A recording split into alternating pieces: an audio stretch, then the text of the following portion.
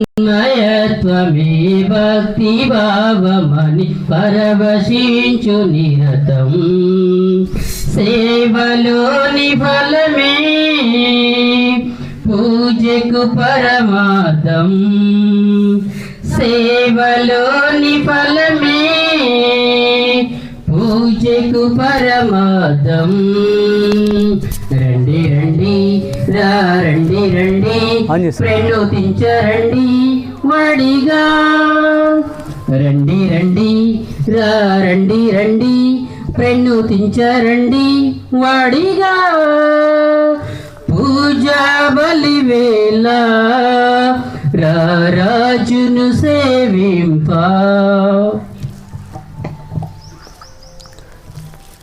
దావీదు కుమారా హోసాన్నా, ప్రభు పేరిట వచ్చువాడు స్తుతింపబడునుగాక. సర్వోన్నతమున హోసాన్నా. పితా పుత్ర పవిత్రాత్మ నామమునా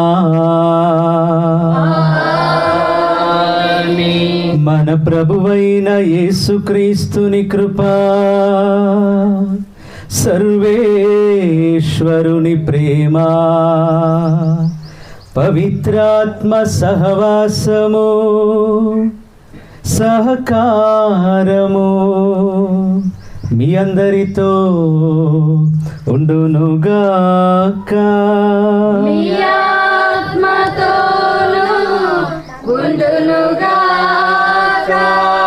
Praise the Lord. Praise the Lord. Hallelujah. Hallelujah. Hallelujah. Hallelujah. Hallelujah. Hallelujah. క్రీస్తునాథుని యందు ప్రియమైన దేవుని బిడ్డలారా, ఈ రోజున మనందరము కూడా ఈ 2025 తపస్సు కాలంలో చివరి అంకానికి చేరుకున్నాం.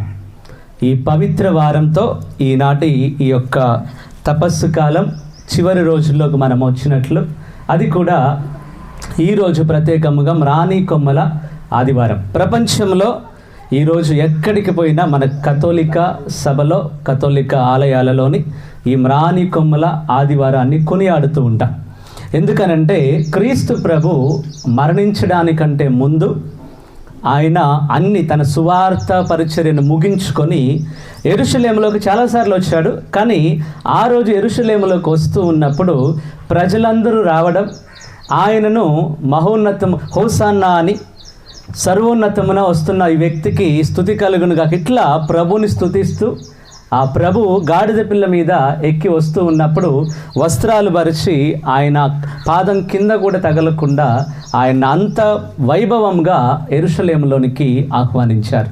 సాధారణముగా మనకి తెలిసింది ఒక విషయం ఏంటి అని అంటే, ఎవరైనా యుద్ధం కొరకు వస్తున్నప్పుడు, ఏ రాజు అయినా యుద్ధం కొరకు వస్తే ఆ రాజు మన గుర్రం మీద వస్తారు.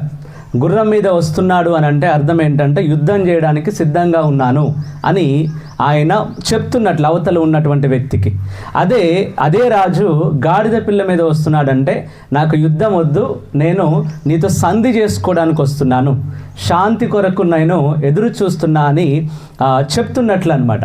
అట్లా ఈ రోజున క్రీస్తు ప్రభు గాడిద మీద ఈ యెరూషలేములోనికి ప్రవేశిస్తున్నాడంటే శాంతి కొరకు, ఆయన సమాధానం ఈ లోకంలో ఇవ్వడానికి శాంతి కాముడిగా వస్తున్నాడు అని ఒక గుర్తుగా ఈ రోజున క్రీస్తు ప్రభు యెరూషలేములోకి ప్రవేశిస్తూ ఉన్నాడు.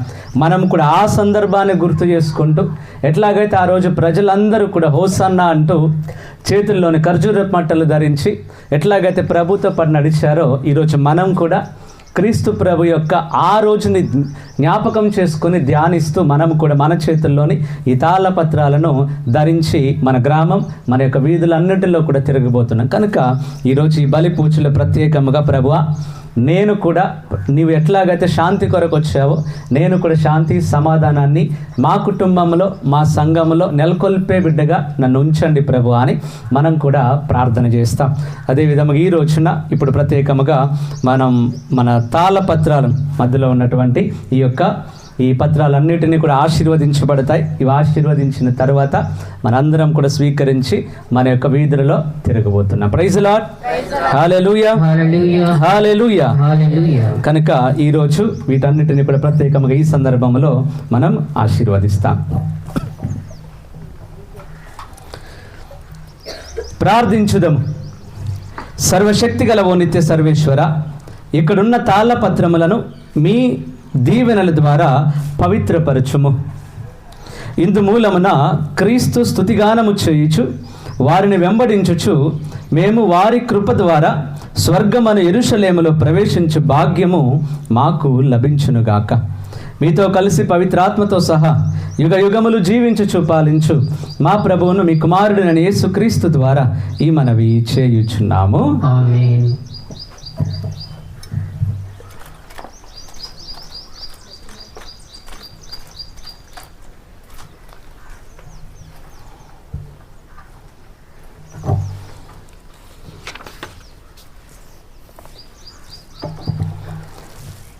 ప్రభు మీతో ఉండునుగాక. మీ ఆత్మతోను ఉండునుగాక. పునీత లూకా గారు రాసిన పవిత్ర సువిశేషములోని భాగము. ప్రభువా మీకు మహిమ కలుగునుగాక. లూకా సువార్త 19వ అధ్యాయము 28వ వచనము నుండి. ఆ కాలంలో యేసు యెరూషలేమునకు వారికంటే ముందుగా పయనించాను. ఆయన ఓలివు కొండ చెంతనున్న బెత్ఫగా బెతానియా అను గ్రామములను సమీపించినప్పుడు 2 శిష్యులను పంపుచు, మీరు ఎదుటనున్న ఆ గ్రామమునకు వెళ్ళుడు. వెళ్ళిన వెంటనే మీరు అచ్చట కట్టివేయబడి ఉన్న ఒక గాడిద పిల్లను చూచెదరు. దానిపై ఎవడునూ ఎన్నడూనూ ఎక్కి ఉండలేదు. దానిని విప్పి నా యొద్దకు తోలుకొని రండు. మీరు ఎలా దానిని విప్పుచున్నారు అని ఎవరైనా మేము ప్రశ్నించినచో ప్రభువునకు దానితో పని ఉన్నది అని చెప్పుడు అని ఆదేశించాను. శిష్యులు వెళ్ళి యేసు తమకు చెప్పినట్లు కనుగొనిరి. ఆ గాడిద పిల్లను విప్పుచుండగా దాని యజమానులు, మీరు దీనిని ఎందులకు విప్పుచున్నారు అని అడిగిరి. ప్రభువునకు దీనితో పని ఉన్నది అని చెప్పి వారు దానిని యేసు వద్దకు తోలుకొని వచ్చిరి. దాని మీద తమ వస్త్రములను పరిచి ఆయనను కూర్చుండబెట్టిరి. ఆయన ముందుకు సాగిపోవచ్చుండా ప్రజలు దారిలో తమ వస్త్రములను పరిచిరి. ఆయన ఓలివు పర్వతము సమీపమున ఉన్న పల్లపు ప్రదేశము చేరునప్పటికీ శిష్యులు సమూహమంతయు తాము చూచిన అద్భుత కార్యములకు ఆనంద పరవశులై ఎలుగెత్తి ప్రభు పేరిట వచ్చు రాజు స్తుతింపబడునుగాక. పరలోకమున శాంతియు మహోన్నతమున మహిమయు కలుగునుగాక అని దేవుని స్తుతింపసాగిరి. అంతటి సమూహము నుండి కొందరు పరిసయ్యులు, బోధకుడా, నీ శిష్యులను గద్దింపుము అని చెప్పిరి.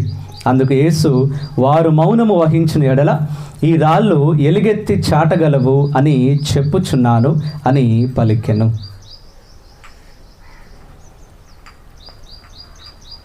ఇది క్రీస్తుని సువిశేషము. క్రీస్తువా మీకు స్తుతి కలుగునుగాక. Praise the Lord. మనం ఈ సమయంలోని ఈ యొక్క తాళపత్రాలను చేతిలో పోని మనం నడవబోతున్నాం. వెళ్తున్నప్పుడు ఈరోజు వాక్యంలో ఏమని ఉన్నదనంటే, మీ శిష్యులను సైలెంట్గా గద్దించి వాళ్ళు మాట్లాడకుండా ఉండమని చెప్పినప్పుడు దేవుడు ఒక మాట అన్నాడు. ఏంటనంటే, వాళ్ళు ఒకవేళ నిశ్శబ్దంగా మౌనం వహిస్తే రాళ్ళు ఎలుగెత్తి నన్ను స్తుతిస్తాయి, ఎలుగెత్తి చాటగలవని చెప్పాడు. ఈరోజు మనం ఖాళీ నోళ్ళతోని మనం ఏం మాట్లాడకుండా మూగవాళ్ళలాగా నడుస్తూ ఉంటే ఈ వాక్యం మన దగ్గర కూడా నెరవేరుతుంది. కనుక అందరం వెళ్తున్నప్పుడు సంతోషముగా, క్రీస్తు ప్రభు మన కొరకే వచ్చాడు. క్రీస్తు ప్రభు మనందరినీ కూడా ఈ లోకంలో పాపము నుంచి రక్షించడానికి వచ్చాడు అని ఆయన ఒక రాజుగా ఈ లోకానికి ప్రవేశిస్తూ ఉన్నప్పుడు, యెరూషలేములో ప్రవేశిస్తూ ఉన్నాడు. మన హృదయాల్లో కూడా ఆ రాజు రావాలి అని, మన గ్రామంలో మన సంఘంలో కూడా ఆ శాంతికాముడు రావాలి అని మనందరం కూడా ప్రార్థిస్తూ ఎలుగెత్తి గట్టిగా పాటలు పాడుతూ సంతోషముగా ఈ యొక్క కూటమిలోని లేదనంటే మనం నడుస్తూ ఉండగా అందరం కలిసి పాట పాడుతూ ముందుకు వెళ్తాం. ఇది బయట మీద పెట్టాలమ్మా.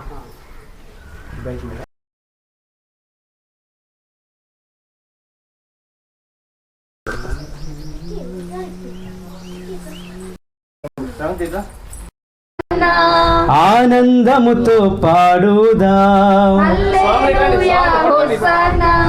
ఆహ్లాదముతో పాడుదాం, హోసన్నా హల్లెలూయా, హోసన్నా హల్లెలూయా, సర్వచరాచర దైవమా, హల్లెలూయా హోసన్నా, పరిపాలించే దైవమా, హల్లెలూయా హోసన్నా.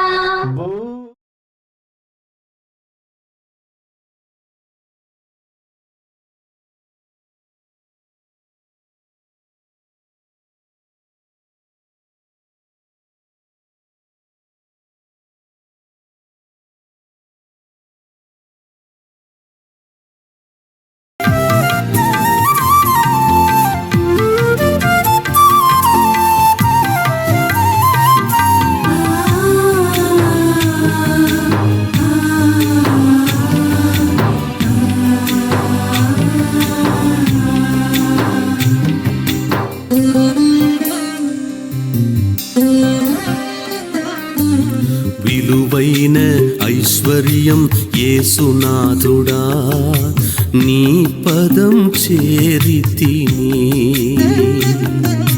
విలువైన ఐశ్వర్యం యేసునాథుడా, నీ పదం చేరితిని. నిన్ను నేను తెలుసుకోవాలి, నీతోనే సంబంధం ఏర్పరచాలి. నీ కోసమే నన్ను సృష్టించితివి, నీలోనే విలువ నాకు ఉన్నది. నీ కోసమే నన్ను సృష్టించితివి, నీలోని విలువ నాకు ఉన్నది. విలువైన ఐశ్వర్యం యేసునాథుడా, నీ పదం చేరితిని.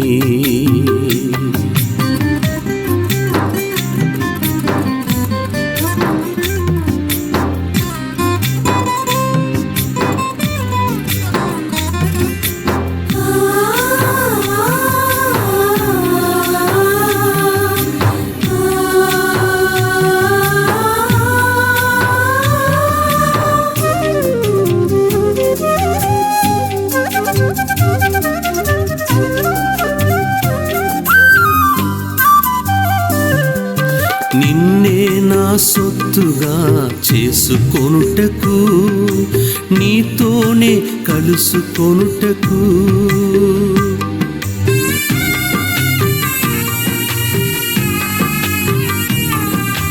నిన్నే నా సొత్తుగా చేసుకొనుటకు, నీతోనే కలుసుకొనుటకు. అంతయు చెత్తగా భావించితిని, అంతయు చెత్తగా భావించితిని.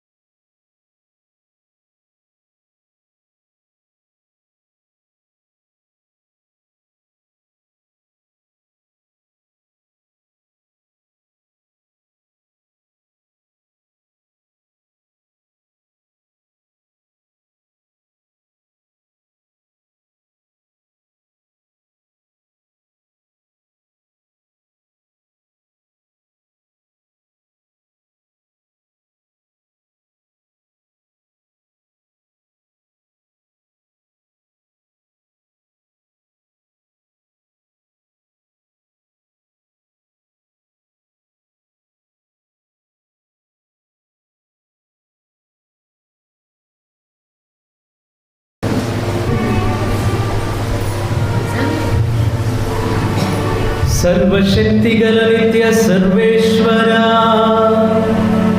మా రక్షకుడు మనుష్యవతారమెత్తి శిలువ మరణము వరకు వినయము గలవాడై మాకు ఆదర్శము చూపవలనని నీవు చిత్తగించితివి.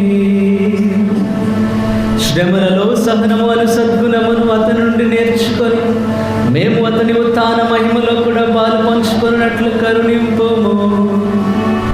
నీతోనూ పవిత్రాత్మతోనూ కలిసి యుగ యుగములు జీవించుచు పాలించు మా ప్రభువును మీ కుమారుడైన యేసుక్రీస్తు ద్వారా ఈ మనవి చేయుచున్నాము.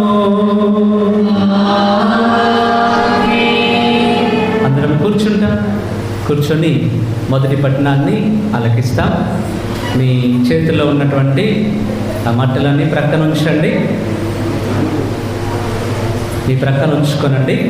మొదటి పట్టణాన్ని నిశ్శబ్దంగా ఆలకిస్తాం.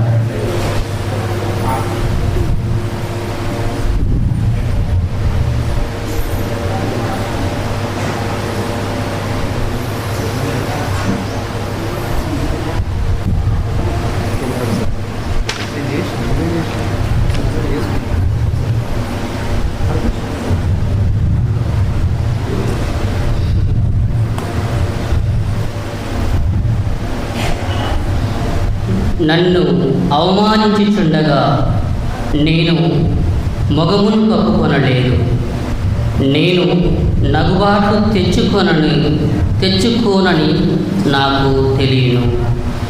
మొదటి పట్టణము యెషయా గ్రంథము 50వ అధ్యాయము పవిత్ర వచనములు 4 నుండి 7 వరకు.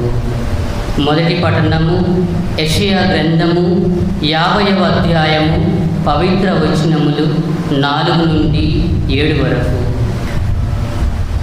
ప్రభువైన దేవుడు నాకు బోధ చేయు శక్తిని అనుగ్రహించెను. నేను అలసిపోయిన వారిని ఓదార్చుటకు ఆయన నాకు సంభాషణ శక్తిని దయచేసెను. ప్రభువు ప్రతి ఉదయమును నన్ను ప్రబోధించి నేను శిష్యుని వలె ఆయన బోధను ఆలించినట్లు చేసెను. ప్రభు అయిన దేవుడు నాకు జ్ఞానమును దయచేసెను. నేను ఆయనకు అడ్డు చెప్పలేదు. ఆయన మాట పెడచెవిన పెట్టలేదు. నన్ను మోదువారికి నేను నా వీపును అప్పగించుటని. వారు నా గడ్డపు వెంట్రుకలను లాగివేయుచుండగా నేను ఊరుకుంటిని. నా ముఖం మీద ఉమ్మివేసి నన్ను అవమానించుచుండగా నేనేమీ చేయనైతిని. ప్రభువైన దేవుడు నన్ను ఆదుకొననుగాన వారు కలిగించు అవమానములు నన్ను బాధింపజారు. నేను నా ముఖమును చెగులుకి రాయవలే గట్టి చేసుకుంటుని. నేను నగుబాట్లు తెచ్చుకోనని నాకు తెలియను. ఇది ప్రభుని వాక్కు.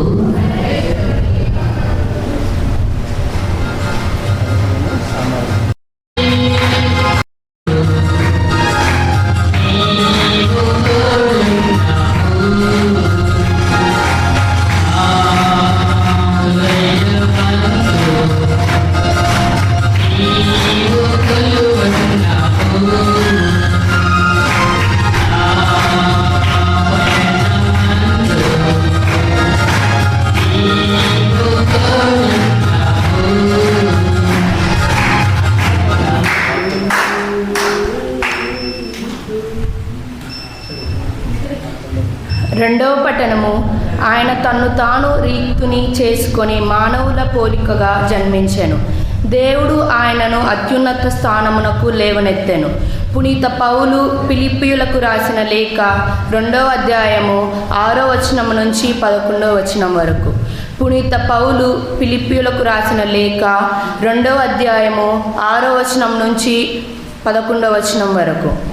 ఆయన ఎల్లప్పుడూ దైవ స్వభావమును కలిగి ఉన్నను. దేవునితో ఆయన సమానత్వము గణింపలేదు. ఇది గ్రహింపవలసిన విషయము. కానీ ఆయన తన్ను తాను రీక్తును చేసుకొని సేవక రూపమును దాల్చి మానవ మాతృడిగా జన్మించెను. ఆయన అన్ని విధముల మానవ మాతృడై ఉండి అంతకంటే వినయము గలవాడై మరణము వరకును సిలువపై మరణము వరకును విధేయుడైను. అందువలననే దేవుడు ఆయనను అత్యున్నత స్థానమునకు లేవనెత్తి అన్ని నామముల కంటే ఘనముగా నామమును ఆయన ప్రసాదించెను. అందువలనే పరలోక భూలోక పాతాళ లోకము ఎందలి సమస్త జీవుల క్రీస్తు నామమునకు మోకాలను వంచి వినతులు కావలెను. పితయగు దేవుని మహిమ మార్గమై యేసుక్రీస్తు ప్రభు అని ప్రతి నాలుక ప్రకటింపవలెను. ఇది ప్రభు వాక్కు.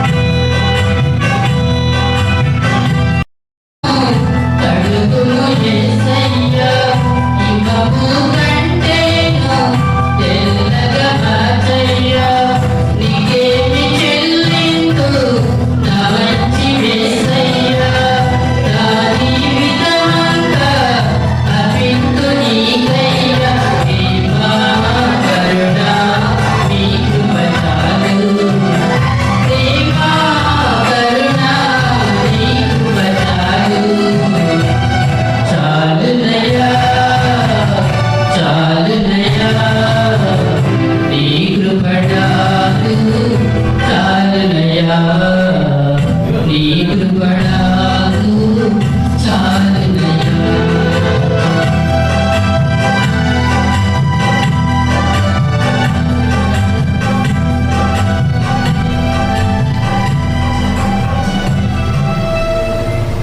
ఈనాటి ఈ సువిశేష వచనం కొంచెం నిడివి ఎక్కువగా ఉంటుంది కాబట్టి దయచేసి ఒకవేళ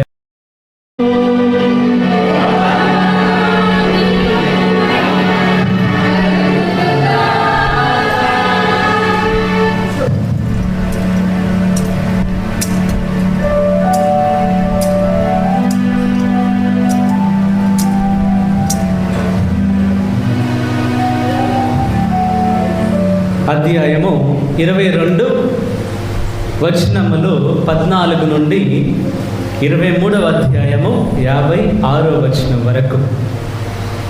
లూకా సువార్త 22వ అధ్యాయము 14వ వచనం నుండి 23వ అధ్యాయము 56వ వచనం వరకు.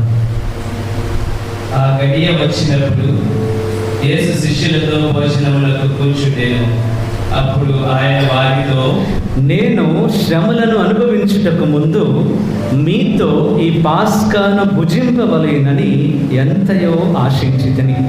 ఏలైనా దేవుని రాజ్యములో ఇది నెరవేరు వరకు నేను దీనిని మరలా రుచి చూడను అనేను.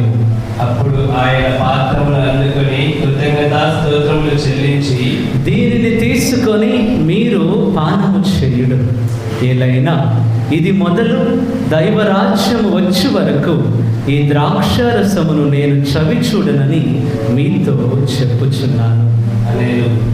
అప్పుడు యేసు రొట్టెను అందుకొని కృతజ్ఞతా స్తోత్రములు చెల్లించి దానిని త్రుంచి వారికి వసగుచు, ఇది మీ కొరకు అర్పింపబడును నా శరీరము, దీనిని నా జ్ఞాపకార్థము చేయుడు అనేను. ఆయన అట్లే భోజనానంతరము పాత్రను అందుకొని, ఈ పాత్ర మీ కొరకు చిందబడు నా రక్తముతో ముద్రితమైన నూతన నిబంధన అనేను. ఇదిగో నన్ను పట్టించువాడు ఇచ్చటనే ఉన్నాడు. నిశ్చయింపబడిన విధమున మనుష్య కుమారుడు గతించును, కానీ ఆయనను అప్పగించువానికి అనర్థము అనేను. అందుకు వారు, మనలో ఈ పనికి పూనుకున్నవాడు ఎవడు అని ఒకరినొకరు ప్రశ్నించుకొనసాగిరి. తమలో ఎవరు గొప్పవారు అను వివాదము వారిలో తలెత్తెను. యేసు వారికి ఇట్లా చెప్పెను, అన్యజనుల రాజులు అధికారులు ఉపకారులని పిలువబడుచున్నారు, కానీ మీరు అట్లు చేయవలదు. మీలో గొప్పవాడు చిన్నవాని వలెను, నాయకుడు సేవకుని వలెను ఉండవలెను. భోజనమునకు కూర్చున్న వ్యక్తియా లేక వడ్డించే వ్యక్తియా? ఎవడు గొప్పవాడు? భోజనమునకు కూర్చున్న వ్యక్తియే కదా. నేను మీ మధ్య ఒక సేవకుని వలె ఉన్నాను. నా శ్రమలలో నాకు తోడుగా ఉన్నవారు మీరే. నా తండ్రి నాకు రాజ్యమును ఇచ్చినట్లు నేనును మీకు ఇచ్చుచున్నాను. మీరు నా రాజ్యములో నాతో కూడా విందు ఆరగించుచు సింహాసనములపై కూర్చుండి ఇజ్రాయేలీల 12 గోత్రములకు తీర్పు తీర్చెదరు. సీమోను, సీమోను, మిమ్ము గోధుమల వలె జల్లెడ పడుటకు సైతాను ఆశించెను, కానీ నీ విశ్వాసము చెదరకుండుటకును నేను నీకై ప్రార్థించితిని. నీకు హృదయ పరివర్తన కలిగినప్పుడు నీ సోదరులను స్థిరపరపుము అనేను. అందుకు అతడు, ప్రభు, నేను మీతో కూడా చెరసాలకు పోవుటకు మరణించుటకు సైతం సిద్ధముగా ఉన్నాను అని చెప్పగా యేసు, పేతురు, నేడు కోడి కూతకు ముందు నీవు నన్ను ఎరుగను అని ముమ్మారు బొంకెదవని నేను నీతో చెప్పుచున్నాను అనేను. నేను మేము జాలెను, సంచిని, పాదరక్షలను లేకుండా పంపినప్పుడు మీకు ఏదైనా తక్కువ పడినదా అని యేసు వారిని అడిగేను. లేదు అని వారు బదులు పలుకగా, జాలి ఉన్నవాడు జాలెను, అట్లే జోలెను కొనుక్కోవలేను. కత్తి లేని వాడు తన వస్త్రమును అమ్మి దానిని తీసుకొనవలెను. ఏలైనా అతడు అపరాధులలో ఒకడుగా పరిగణింపబడెను అని లేఖనము నా యందు నెరవేరవలసి ఉన్నది. నన్ను గూర్చి వ్రాయబడినవి అన్నీ నెరవేరునున్నవని మీతో చెప్పుచున్నాను అని యేసు చెప్పాను. ప్రభు, ఇక్కడ 2 ఖడ్గములు ఉన్నవి అని వారు చెప్పింది. చాలును అని యేసు మొదలు పలికెను. ఆయన అక్కడి నుండి బయలుదేరి తన అలవాటు చొప్పున ఒలీవ కొండకు వెళ్ళుచుండగా శిష్యులు ఆయనను అనుసరించి ఆ స్థలమునకు చేరిన పిమ్మట యేసు వారితో, సోదరులకు గురి కాకుండుటకు ప్రార్థనలు చేయుడు అని చెప్పాను. పిమ్మట ఆయన రాయి వేటు దూరము వెళ్ళి మోకరిల్లి, తండ్రి, నీ చిత్తమైనచో ఈ పాత్రను నా నుండి తొలగింపుము, కానీ నా ఇష్టము కాదు, నీ చిత్తమే నెరవేరును కాక అని ప్రార్థించాను. అప్పుడు స్వర్గము నుండి ఒక దూత ప్రత్యక్షమై ఆయనను బలపరిచాను. ఆయన బాధతో ఇంకను దీక్షగా ప్రార్థన చేయసాగాను. ఆయన చెమట రక్త బిందువుల వలె భూమి మీద పడుచుండెను. ప్రార్థన ముగించి యేసు శిష్యుల యొద్దకు వచ్చి వారు దుఃఖ భారముచే అలసి సొలసి నిద్రకు లోనగుట చూచెను. యేసు వారితో, మీరు ఎలా నిద్రించుచున్నారు? లెండు, శోధనకు గురి కాకుండుటకై ప్రార్థన చేయుడు అని చెప్పాను. యేసు మాట్లాడుచుండగానే అచ్చటకు ఒక గుంపు వచ్చాను. 12 శిష్యులలో ఒకడు యూదా వారికి ముందుగా నడుచుచుండెను. అతడు యేసును ముద్దు పెట్టుకొనుటకు దగ్గరకు రాగా యేసు వానితో, యూదా, నీవు ముద్దుతో మనుష్య కుమారుని పట్టించుచున్నావా అనెను. అప్పుడు అక్కడ ఉన్నవారు జరగబోవునది గ్రహించి, ప్రభు, మమ్ము పత్తుయమందురా అని అడిగిరి. వారిలో ఒకడు ప్రధానార్చకుని సేవకుని కొట్టి వాని కుడి చెవి తెగ నరికెను. కానీ యేసు, ఇక చాలు అని వారి చెవిని తాకి స్వస్థపరిచెను. పిమ్మట యేసు తనను పట్టుకొని వచ్చిన ప్రధానార్చకులతోనూ దేవాలయపు అధికారులతోనూ పెద్దలతోనూ ఇట్లా అనెను, మీరు బందిపోట దొంగపైకి వచ్చినట్లు కత్తులతోనూ లాఠీ కర్రలతోనూ నన్ను పట్టుకొనుటకు వచ్చితిరా? ప్రతిరోజు దేవాలయంలో మీతో ఉన్నప్పుడు మీరు నన్ను పట్టుకొనలేదు.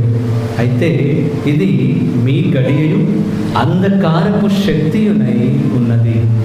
వారు యేసును బంధించి ప్రధానార్చకుని భవనములకు తీసుకొని వచ్చిరి. పేతురు దూరంగా వెనుక వచ్చుచుండెను. ప్రజలు భవనము ముంగిట మంట వేసి చుట్టూను కూర్చుండగా పేతురు కూడా వారి మధ్య ఉండెను. అతడు అచ్చట వెలుతురులో కూర్చుండినుట ఒక దాసి చూచి అతని వంక తేరిపార చూచుచు, ఇతడు కూడా అతని వెంట ఉన్నవాడే అనెను. కానీ అతడు, అమ్మా, నేను అతని ఎరుగను అని మొక్కెను. కొంచెం సేపటికి మరి ఒకడు వచ్చి అతనిని చూచి, నీవు కూడా వారిలో ఒకడవు అనగా, ఓయి, నేను కాదు అని పేతురు చెప్పాను. ఇంచుమించు 1 గంట తరువాత ఇంకొకడు, నిస్సందేహముగా ఇతడును అతను అనుచరుడు, ఏదైనా ఇతడును గలిలియా నివాసియే అని రూఢిగా చెప్పాను. అందుకు పేతురు, ఓయి, నీవు చెప్పులను నాకు తెలియదు అనెను. వెంటనే అతడు అట్లా చెప్పుచుండగానే కోడి కూసెను. ప్రభు వెనుకకు తిరిగి పేతురును చూచెను. నేను కోడి కూయేటకు ముందు 3 మారు నన్ను ఎరుగనని పొంగెను అని ప్రభువు చెప్పిన మాటను పేతురు జ్ఞప్తికి తెచ్చుకొని వెలుపలికి వెళ్ళి వెక్కి వెక్కి ఏడ్చెను. భటులు యేసును పరిహసించి కొట్టి ఆయన కనులను గంత కట్టి, నిన్ను కొట్టినది ఎవరో చెప్పుము అని అడిగిరి. వారింకను ఎన్నో విధముల ఆయనను దూషించిరి. ఉదయముననే ప్రజలు, పెద్దలు, ప్రధానార్చకులు, ధర్మశాస్త్ర బోధకులు సమావేశమై వారు ఆయనను న్యాయసభలోనికి తీసుకొని వచ్చి, నీవు క్రీస్తు అయినచో మాతో చెప్పుము అని అనిరి. మీతో చెప్పినను మీరు నన్ను విశ్వసింపరు. నేను మిమ్మల్ని ప్రశ్నించినను మీరు సమాధానము చెప్పరు. కానీ ఇప్పటి నుండి మనుష్య కుమారుడు సర్వశక్తి సంపన్నుడైన దేవుని కుడి ప్రక్కన కూర్చుండును అని యేసు బదులు పలికెను. అట్లయినా నీవు దేవుని కుమారుడవా అని వారు ఒక్కొమ్మడిగా ప్రశ్నించిరి. మీరన్నట్లే అని యేసు సమాధానమిచ్చెను. అప్పుడు వారు మనకు ఇక ఏమి సాక్ష్యము కావలేను, మనము స్వయముగా అతని నోట వింటివి కదా అని పలికిరి. అప్పుడు వారు సభ చాలించి యేసును పిలాతు వద్దకు తీసుకుని పోయిరి. ఇతడు తిరుగుబాటు లేవదీయచ్చు, చక్రవర్తికి పన్ను చెల్లింప నిషేధించుటను, తన్ను తాను క్రీస్తుననియు రాజునని చెప్పుకొనడం మేము స్వయముగా విని ఉన్నాము అని ఆయన మీద నేరము మోపసాగిరి.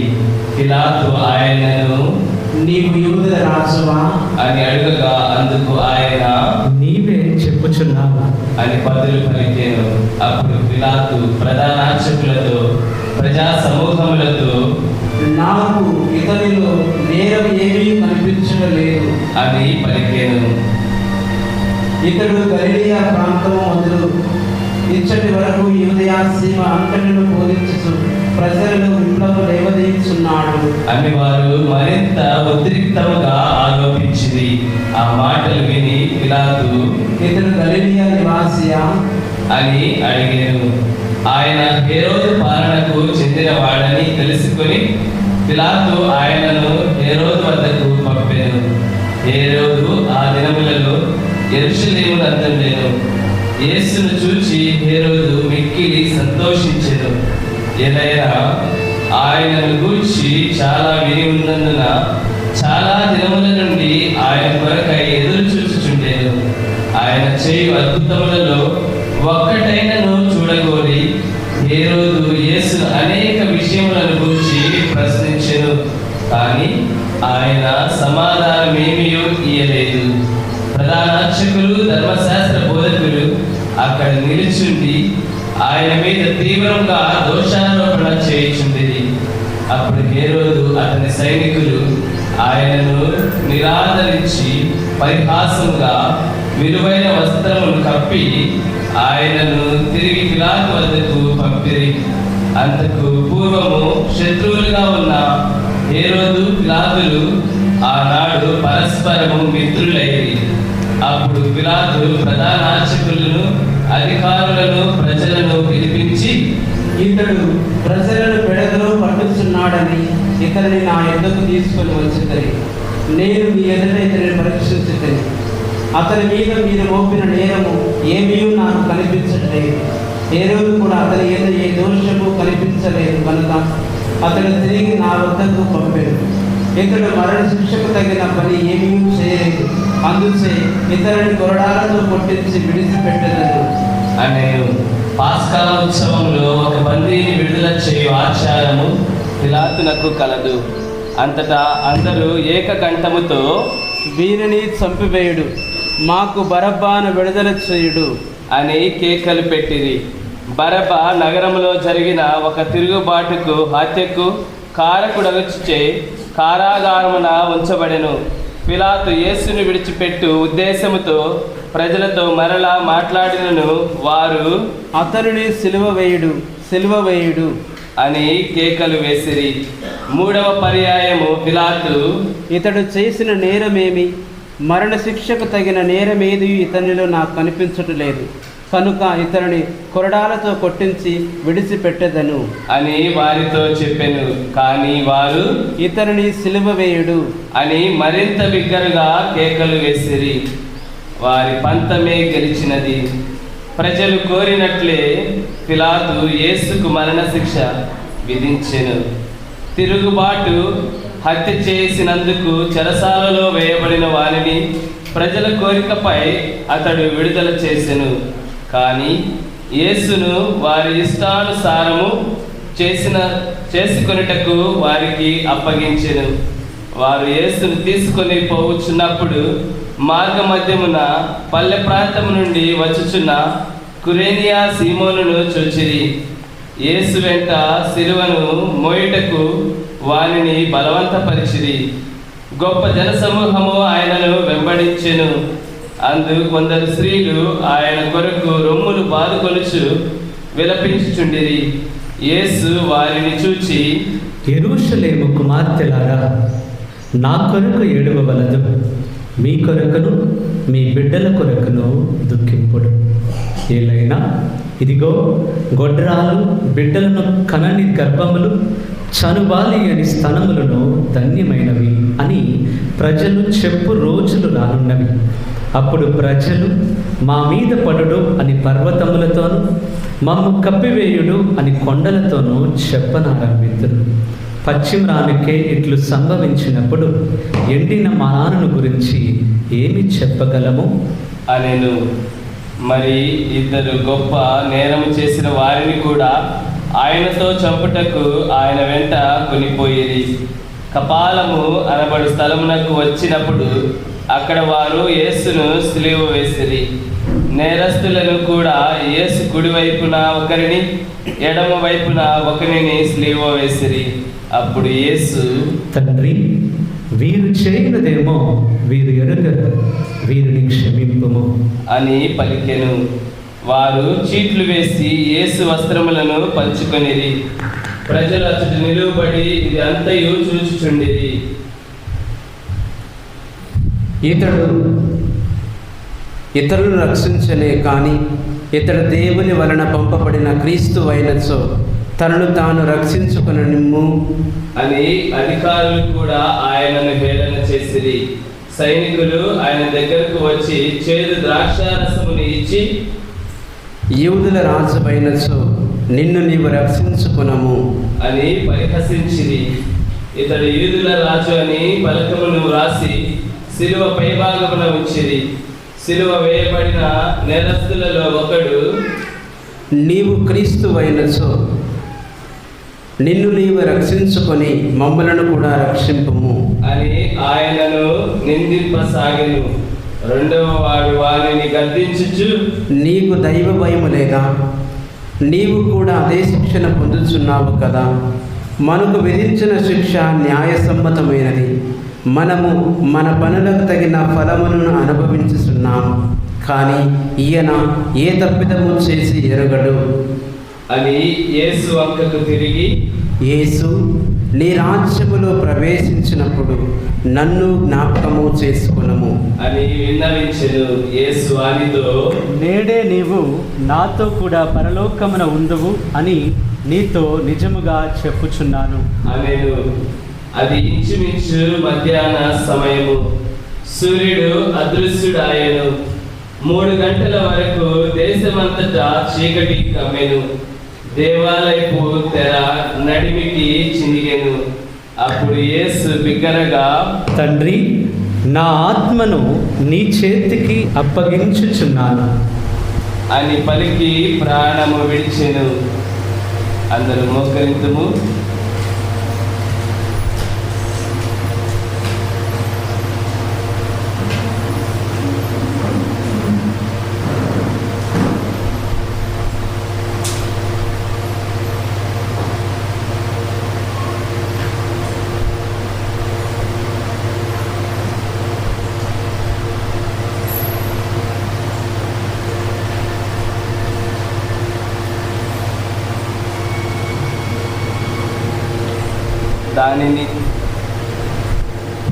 దానిని చూచి శతాధిపతి దేవుని స్తుతించుచు, నిశ్చయముగా ఇతడు నీతిమంతుడు అనెను. అచ్చట గుమిగూడిన ప్రజలందరూ ఈ సంఘటనలను చూసి రొమ్ము బాదుకొనుచు తిరిగి వెళ్ళిరి. గలిలయ నుండి యేసు వెంట వచ్చిన ఆయన పరిచితులందరూ స్త్రీలను దూరము నుండి ఇదంతయు చూచుచుండిరి. యూదుల పట్టణముకు అరిమత్తాయి నివాసి అయిన యోసేపు అను ఒకడు ఉండెను. అతడు నీతిమంతుడు, ప్రజల ఆలోచనలకు వారి క్రియలకు సమ్మతింపని వాడు, దైవరాజ్యములకై నిరీక్షించుచున్నవాడు. అతడు పిలాతు వద్దకు వెళ్ళి యేసు దేహమును అడిగెను. యేసు శరీరమును స్త్రీల నుండి దించి సన్నని నారబట్టతో చుట్టి ఎవరును ఉంచబడిని రాతిలో తొలచబడిన సమాధి అందించెను. అది సిద్ధపడు దినము, విశ్రాంతి దినము ప్రారంభము కానుండెను. అప్పుడు గలిలయ నుండి ఆయన వెంట వచ్చిన స్త్రీలు సమాధిని యేసు దేహము ఉంచబడిన విధమును చూచిరి. వారు తిరిగి వెళ్ళి సుగంధ ద్రవ్యములను తైలమును సిద్ధపరచిరి. ధర్మశాస్త్రానుసారము విశ్రాంతి దినమున విశ్రాంతి తీసుకునేది. ఇది క్రీస్తుని సువిశేషము.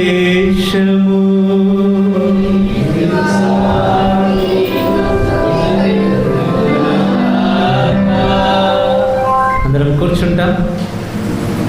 దయచేసి మీ చేతుల్లో ఉన్నవి అవన్నీ ఆ మట్టలన్నీ ఆశీర్వదింపబడినాయి. పిల్లలకి ఇచ్చి ఆడుకోడి. క్రీస్తునాథుని యందు ప్రియ సహోదరి సహోదరులారా, ఈ రోజున మనమందరము కూడా పవిత్ర వారంలోనికి అడుగుపెట్టి ఉన్నాము. ఈ యొక్క తపస్కాలము 6వ ఆదివారం, మ్రాణికమ్మల ఆదివారం, క్రీస్తు శ్రమల ఆదివారం. ఈ యొక్క శ్రీసభ 40 రోజుల పాటు తపస్కాలాన్ని మనకందరికి ఇస్తూ ఉంది. ఈ యొక్క 40 రోజుల పాటు ఉపవాసము, ప్రార్థన, దాన ధర్మములను మీద మన జీవితం అంతా కూడా ధ్యానించి మనం నిష్టగా అనుసరించి ఉన్నాం. ఇంకను ఈ యొక్క శ్రీసభ ఈ యొక్క 7 రోజుల పాటు పవిత్ర వారముగా మనకిస్తుంది.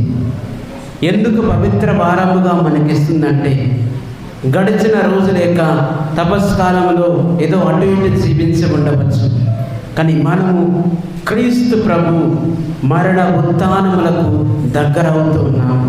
ఆ యొక్క సంఘటనలను ధ్యానించడానికి మనము దగ్గరవుతున్నప్పుడు ఇంకను మనము నిష్టగా పవిత్రముగాను దేవుని శ్రమల పాటలను మనము ధ్యానించడం కోసం, ఇక తపస్కాలమును ఇంకా నిష్టగా పాటించడం కోసము ఇక తల్లి అయిన శ్రీసభ యొక్క పవిత్ర వారాన్ని మనకు అనుగ్రహిస్తుంది.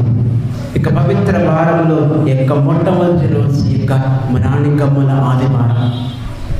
ఈ యొక్క మ్రాణికమ్మల ఆదివారమున దేవుడు మనతో పలుకుతున్న సత్యం ఏమిటి? మన జీవితంలో ఉన్న యేసు ప్రభు ఈ లోకానికి వస్తూ ఉన్నాడు. ఈ లోకానికి వచ్చి ఏమేమి చేశాడు? తాను జీవించిన యొక్క 33.5 సంవత్సరాలు ఈ యొక్క 3 సంవత్సరాల పాటుగా బహిరంగ పరిచర్య జీవితంలో జీవించాడు. ఈ యొక్క బహిరంగ జీవితము పతాక స్థాయికి చేరుకుంటుంది. ఈ యొక్క 7 రోజులు యేసు ప్రభు జీవితంలోన అతి ముఖ్యమైన రోజులు. తాను ఎందుకు ఈ లోకానికి వచ్చాడు? దేవుడు ప్రవక్తల ద్వారా ప్రవచించిన ప్రతి వాగ్దానములను, ప్రతి ప్రవచనాలు నెరవేర్చడం కోసము ఈ యొక్క 7 రోజులు యేసు ప్రభు తన జీవితాన్ని పూర్తిగా అంకితము చేసుకున్నాడు. Praise the lord, praise the lord, praise the lord. ఇదిగో మానవ చరిత్రను చూసుకున్నట్లయితే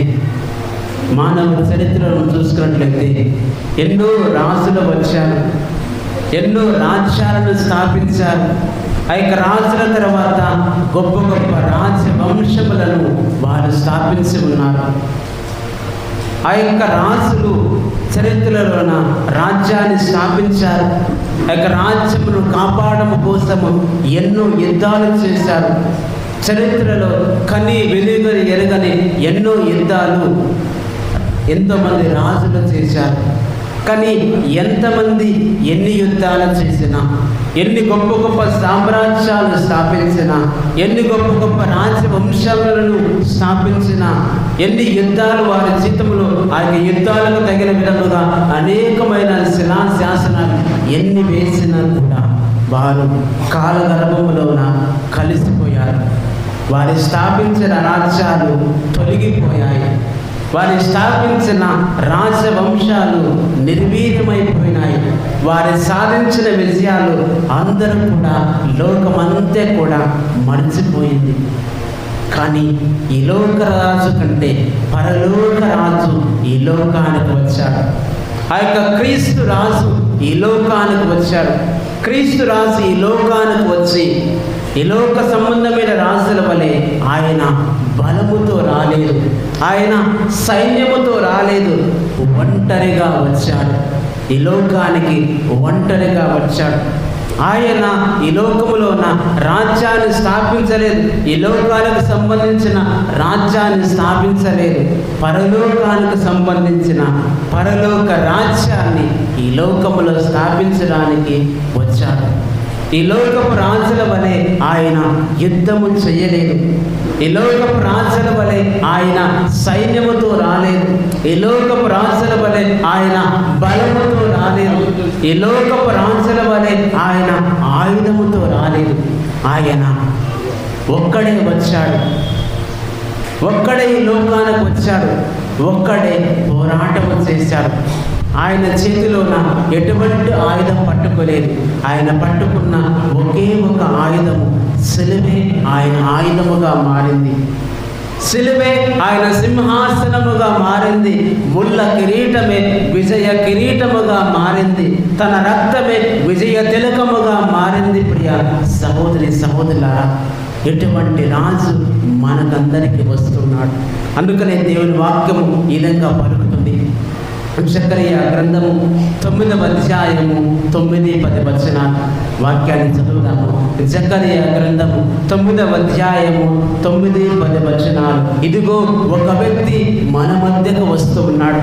ఆ యొక్క వ్యక్తి ఎవరు, ఎందుకు వస్తున్నాడు, ఏ విధముగా వస్తున్నాడు అనే సత్యాన్ని దేవుని వాక్యములోన ఈ విధంగా పలుకుతుంది. జకరియా గ్రంథము 9వ అధ్యాయము 9-10 వచనాలు. సియోను కుమారి, నీవు మిగుల సంతసించుము. యెరూషలేము కుమారి, నీవు ఆనందనాదము చెందుము. అదిగో నీ రాజు నీ చెంతకు వచ్చుచున్నాడు. అతడు చేతయు జయశీలుడై విజయమును చెయ్యును. కానీ వినయాత్ముడై గాడిదపై ఎక్కి వచ్చును. Praise the lord, praise the lord, praise the lord. ఇదిగో ఎన్నో సంవత్సరాల క్రితము దేవుడు ఆ యొక్క జెరమయా ప్రవక్త ద్వారా, జకరియా ప్రవక్త ద్వారా పలికిన ప్రవచనము, సియోను కుమారి ఆనందించుము, యెరూషలేము సంతోషముతో నాట్యము చేయము. ఎందుకు? నీ రాజు నీ దగ్గరకు వస్తూ ఉన్నాడు, నీ రాజు నీ దగ్గరకు వస్తూ ఉన్నాడు. ఆ యొక్క రాజు ఒక గాడిద మీద ఎక్కి వస్తున్నాడు. ప్రియ సహోదరి సహోదరులని దేవుని వాక్యం పలుకుతుంది. ఇదిగో మన రాజు మన దగ్గరకు వస్తూ ఉన్నాడు. ఆ యొక్క రాజాతి రాజైన పరలోక రాజైన యేసు రాజు మన దగ్గరికి వస్తూ ఉన్నాడు.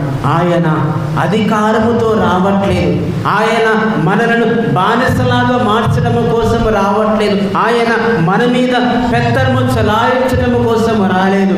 ఆయన ఒక వినయాత్ముడుగా వస్తూ ఉన్నాడు. అందుకని నేటి 2వ పట్టణంలో పలుకుతున్నది, ఆ యొక్క రాజు యేసు ప్రభు ఎలా వస్తూ ఉన్నాడు. ఇదిగో దేవుని వాక్యం పలుకుతుంది, ఇదిగో నీ రాజు నీ చెంతకు వస్తూ ఉన్నాడు. మరి ఆ రాజు ఎలా వస్తూ ఉన్నాడు, తాను ఈ లోకానికి రావడం కోసం ఎలా తనను తాను సంసిద్ధపరుచుకున్నాడు అనే వాక్యాన్ని మనము ధ్యానించుదాం. ఫిలిప్పీలకు రాసిన లేఖ 2వ అధ్యాయము 6వ వచనములో నా దేవుని వాక్యం ఈ విధంగా పలుకుతుంది. ఫిలిప్పీలకు రాసిన లేఖ 2వ అధ్యాయము 6వ వచనము. ఆయన ఎల్లప్పుడూ దైవ స్వభావం కలిగి ఉన్నను,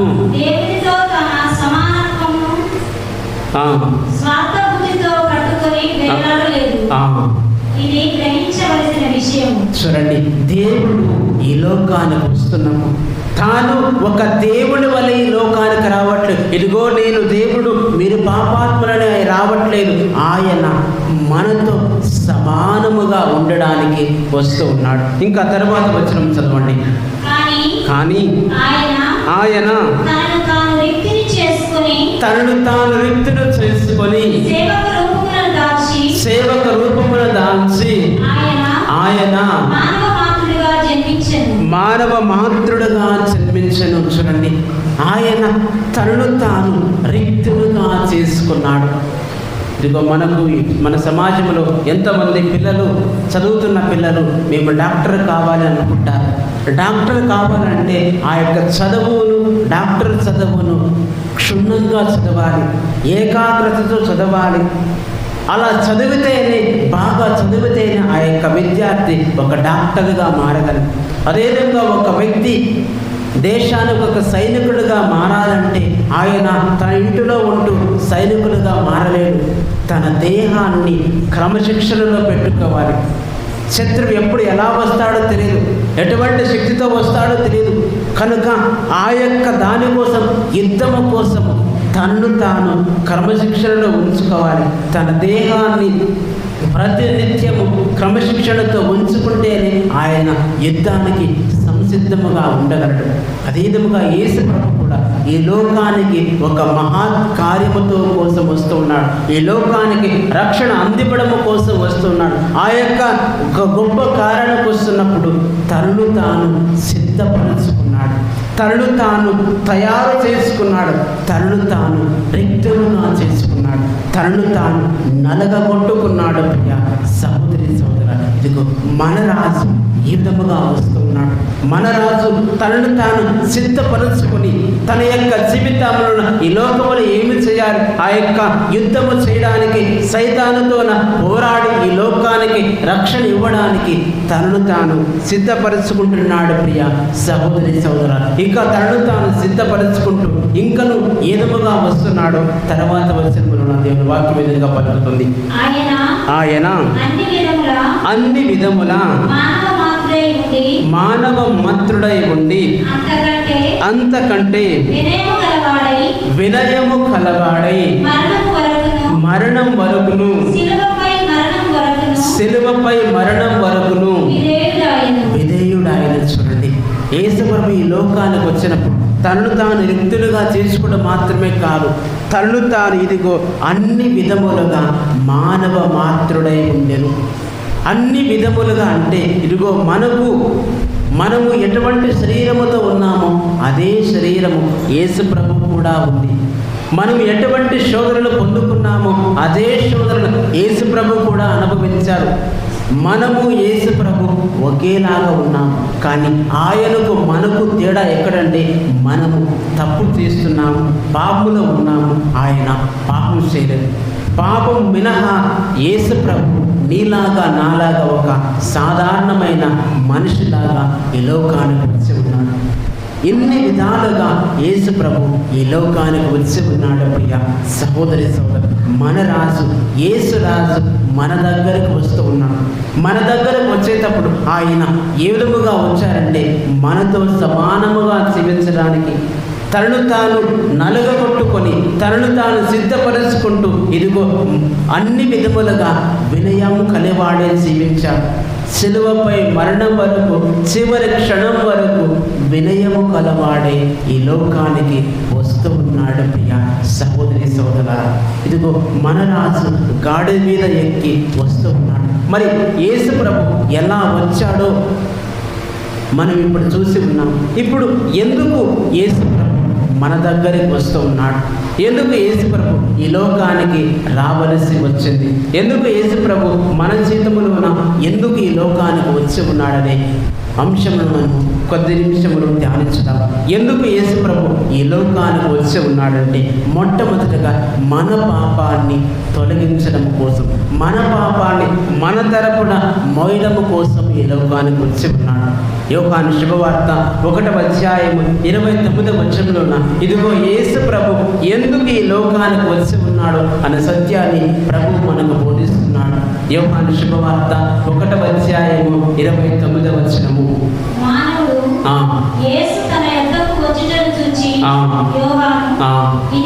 ఇదిగో ఈ లోకము యొక్క పాపములను పరిహరించు దేవుని గొర్రెపిల్ల. ఇదిగో యేసు ప్రభు ఎందుకు ఈ లోకానికి వచ్చిందంటే మన పాపములను పరిహరించు దేవుని గొర్రె పిల్లగా ఈ లోకానికి వస్తుంది. మన పాపాలను మోయడము కోసము దేవుని గొర్రె పిల్లగా ఈ లోకానికి వస్తూ ఉన్నాడు. పాత నిబంధనలోన ఇదిగో ఇశ్రాయేలు ప్రజల పాపలను తొలగించడం కోసం ఒక గొర్రె పిల్లని ఎన్నుకొని వారు చేసిన పాపాలన్నీ కూడా ఆ గొర్రె పిల్ల మీద మోపి ఆ యొక్క ప్రధాన అర్చకుడు ఆ యొక్క గొర్రె పిల్లను బలిగా అర్పించేవాడు. ఆ యొక్క బలి ద్వారా వారి విశ్వాసం ఏమిటంటే ఆ పాపాలన్నీ కూడా దేవుడు మన్నించేశాడు. అదే విధముగా యేసు ప్రభు మన పాపాలన్నీ కూడా తన మీద మోసుకోవడం కోసం ఈ లోక పాపలను పరిహరించడానికి వస్తున్న దేవుని గొర్రె పిల్లగా ఈ లోకానికి వచ్చి ఉన్నాడు. ఇంకా నువ్వు దేవుని వాక్యం విధంగా పలుకుతుంది. యోహాను రాసిన మొదటి లేఖ 3వ అధ్యాయము 5వ వచనం. యేసు ప్రభు ఎలా మన పాపాలను తొలగిస్తున్నాడు.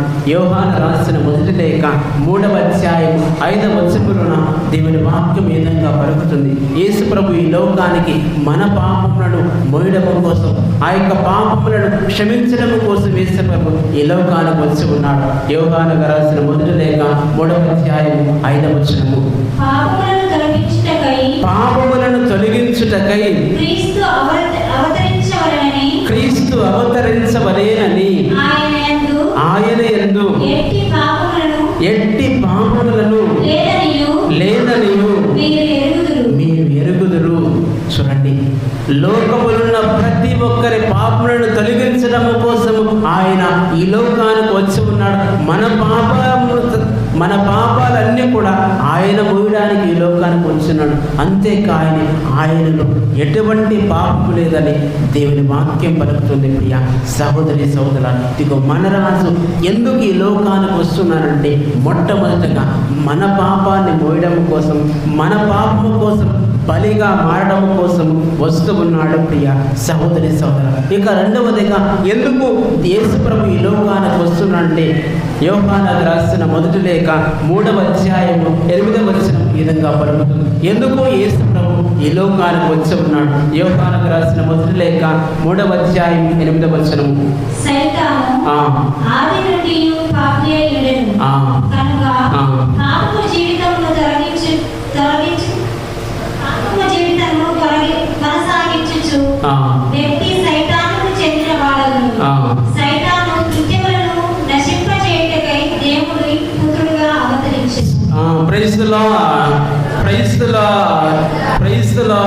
ఇదిగో యేసు ప్రభు ఎందుకు ఈ లోకానికి వచ్చి ఉంటాయి?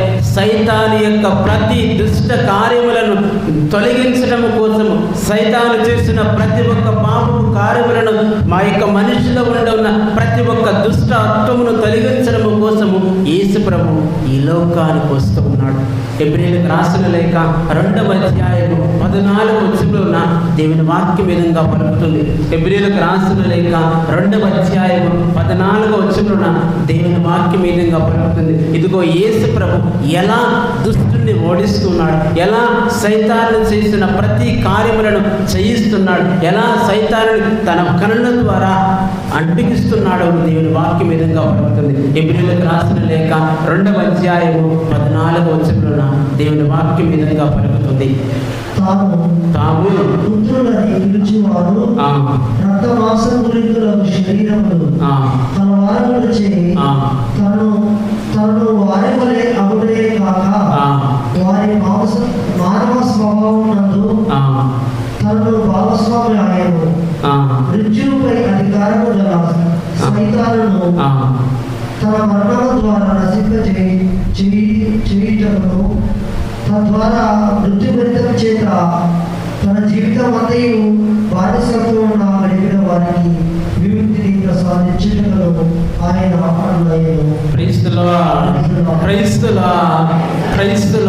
చూడండి, ఎలా మనిషి పాప బంధకములో ఉన్న మనిషిని, దుష్ట వాంఛలో పడిపోయిన మనిషిని, సైతానుకు పాపానికి బానిసగా మారిపోయిన మనిషిని, మనవులను రక్షించడం కోసము యేసు ప్రభు ఈ లోకానికి వచ్చి ఉన్నాడు ప్రియ సహోదరి సహోదరు. ఇంకా దేవుని వాక్యం విధంగా పలుకుతుంది. యోహాను శుభవార్త 10వ అధ్యాయం 10వ వచనంలోన ఇదిగో ఎలా మన జీవితాలను, పాపులో ఉన్న మన జీవితాలను ఎలా ఉన్నతమైన స్థాయిలకు తీసుకొని పోతున్నాడు, మనలో ఉన్న ప్రతి ఒక్క దుష్టత్వమును తొలగించి తన యొక్క నిత్య జీవితాన్ని ఎలా ఇవ్వబోతున్నాడు అనే వాక్యములను దేవుడు మనకు విధంగా పలుకుతున్నాడు. యోహాను శుభవార్త 10వ అధ్యాయం 10వ వచనము. దొంగవాడు దొంగలించుటకు, హత్య చేయుటకు, నాశనము చేయుటకు మాత్రమే వచ్చును. కానీ నేను జీవమునిచ్చుటకును, దానిని సమృద్ధిగా ఇచ్చుటకును వచ్చి ఉన్నాను.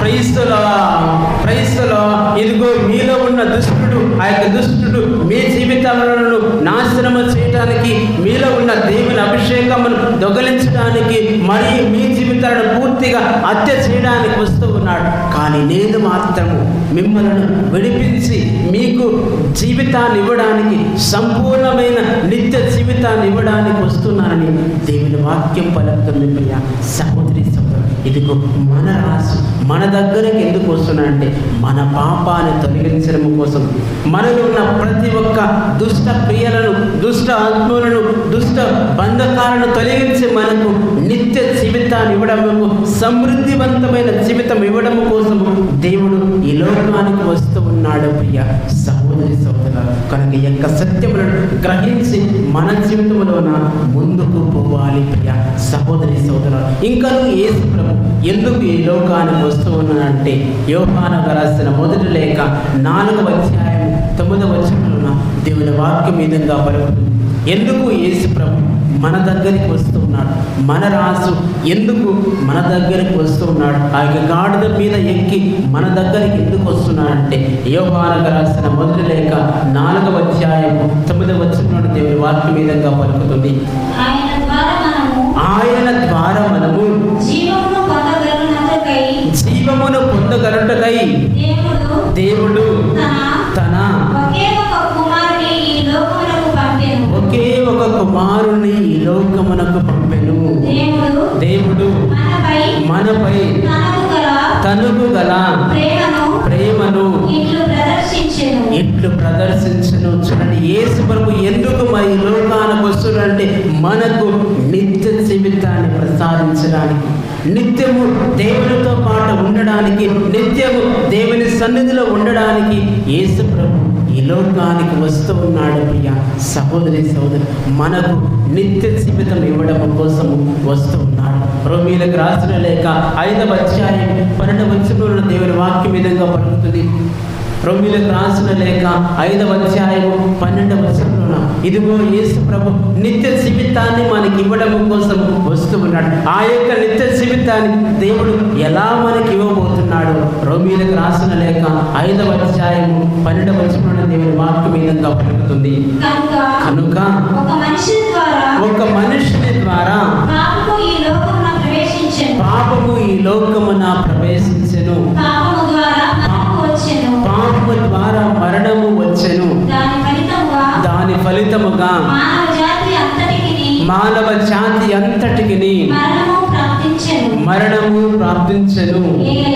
ఏలైనా మానవులందరూ పాపము కట్టుకొనిది. చూడండి, ఈ లోకంలో ఉన్న ప్రతి మనిషి కూడా పాపంలో ఉన్నవారు. ఎవరు కూడా పాపంలో లేరు. నేను పుణ్యాత్ములను, నా జీవితం మంచిగా ఉందని కాదు, మనుషులందరూ కూడా తప్పు చేస్తూనే ఉంటారు. మరి పాపంలో ఉన్న ఈ యొక్క మనిషిని కాపాడడం కోసం, పాపంలో ఉన్న యొక్క మనిషిని ఆ యొక్క పాప బంధకాలను విడిపించడం కోసం ఇదిగో దేవుడు ఈ లోకానికి వస్తూ ఉన్నాడు. అందుకని యోహాను శుభవార్త 3వ అధ్యాయం 16వ వచనంలో దేవుని వాక్యం విధంగా పలుకుతుంది. యోహాను శుభవార్త 3వ అధ్యాయం 16వ వచనంలో దేవుని వాక్యం విధంగా పలుకుతుంది. దేవుడు లోకమును ఎంతో ప్రేమించి తన ఏకైక కుమారుని ప్రసాదించెను.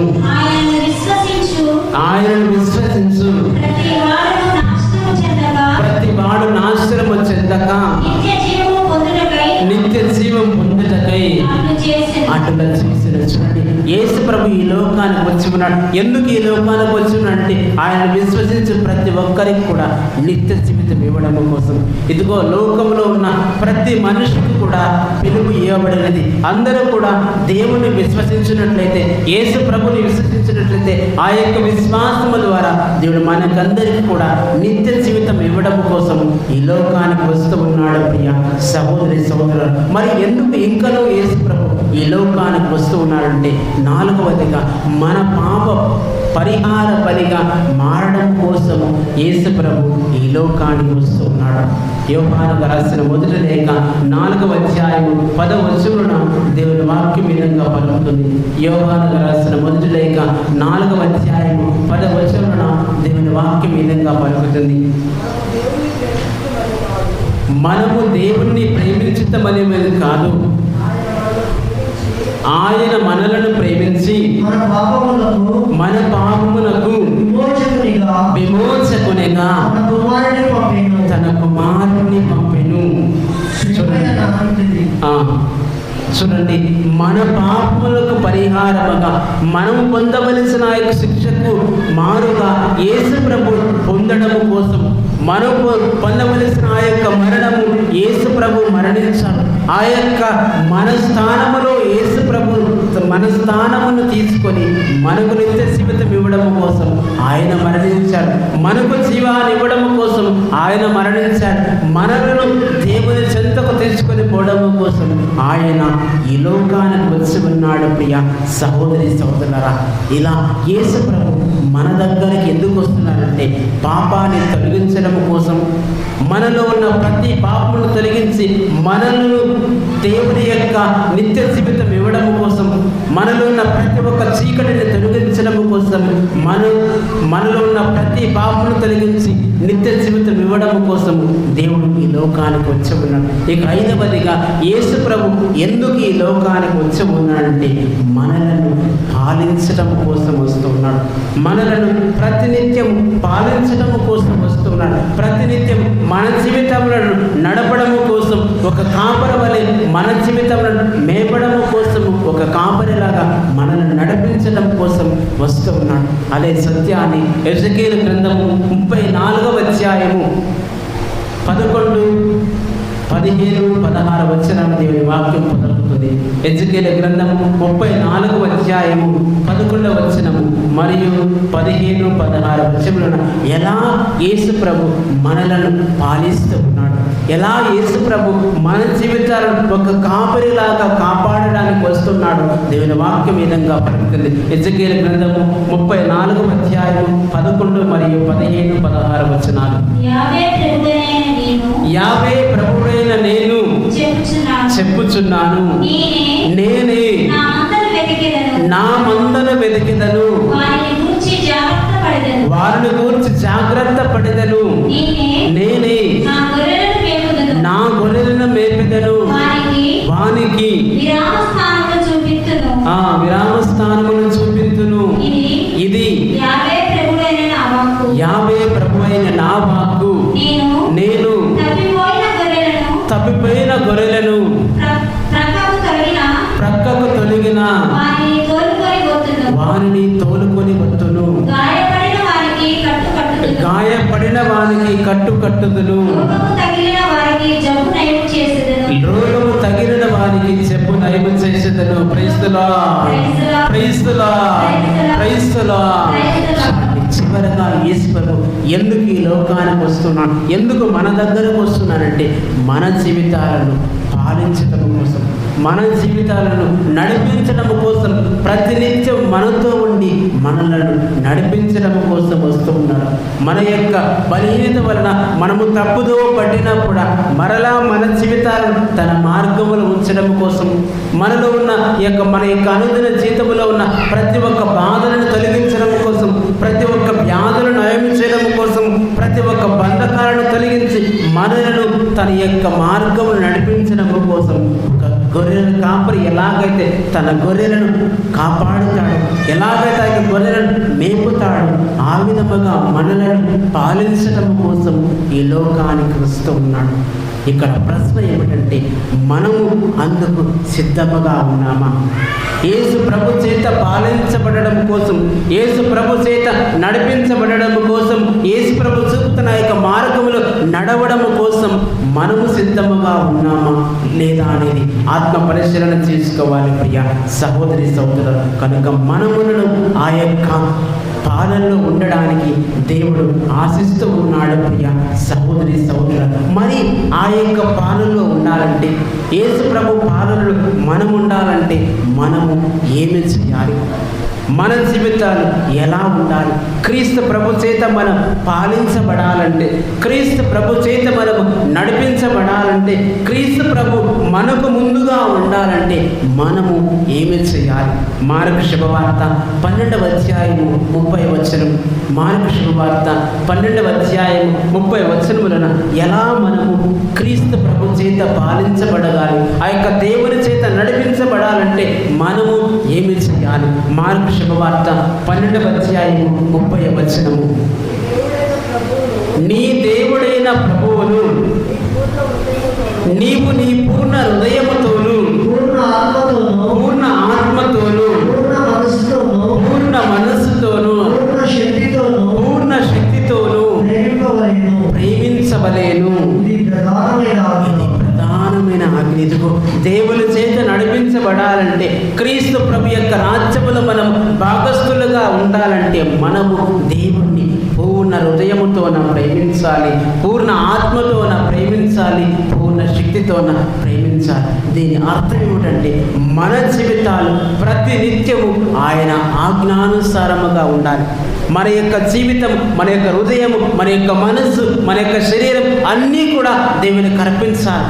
ఎప్పుడైతే అన్నీ కూడా దేవునికి అర్పిస్తామో యేసు ప్రభు మనలో ఉండి మనలను నడిపిస్తాడు. అందుకనే దేవుని వాక్యం విధంగా పలుకుతుంది. మత్తయి శుభవార్త 6వ అధ్యాయము 33వ వచనం. మత్తయి శుభవార్త 6వ అధ్యాయము 33వ వచనంలో దేవుని వాక్యం విధంగా పలుకుతుంది. మన జీవితంలో ఎలా మన జీవితాలు ఉండాలి? మత్తయి శుభవార్త 6వ అధ్యాయము 33వ వచనము. మొదట ఆయన రాజ్యము నీతిని వెతుకుడు, అప్పుడు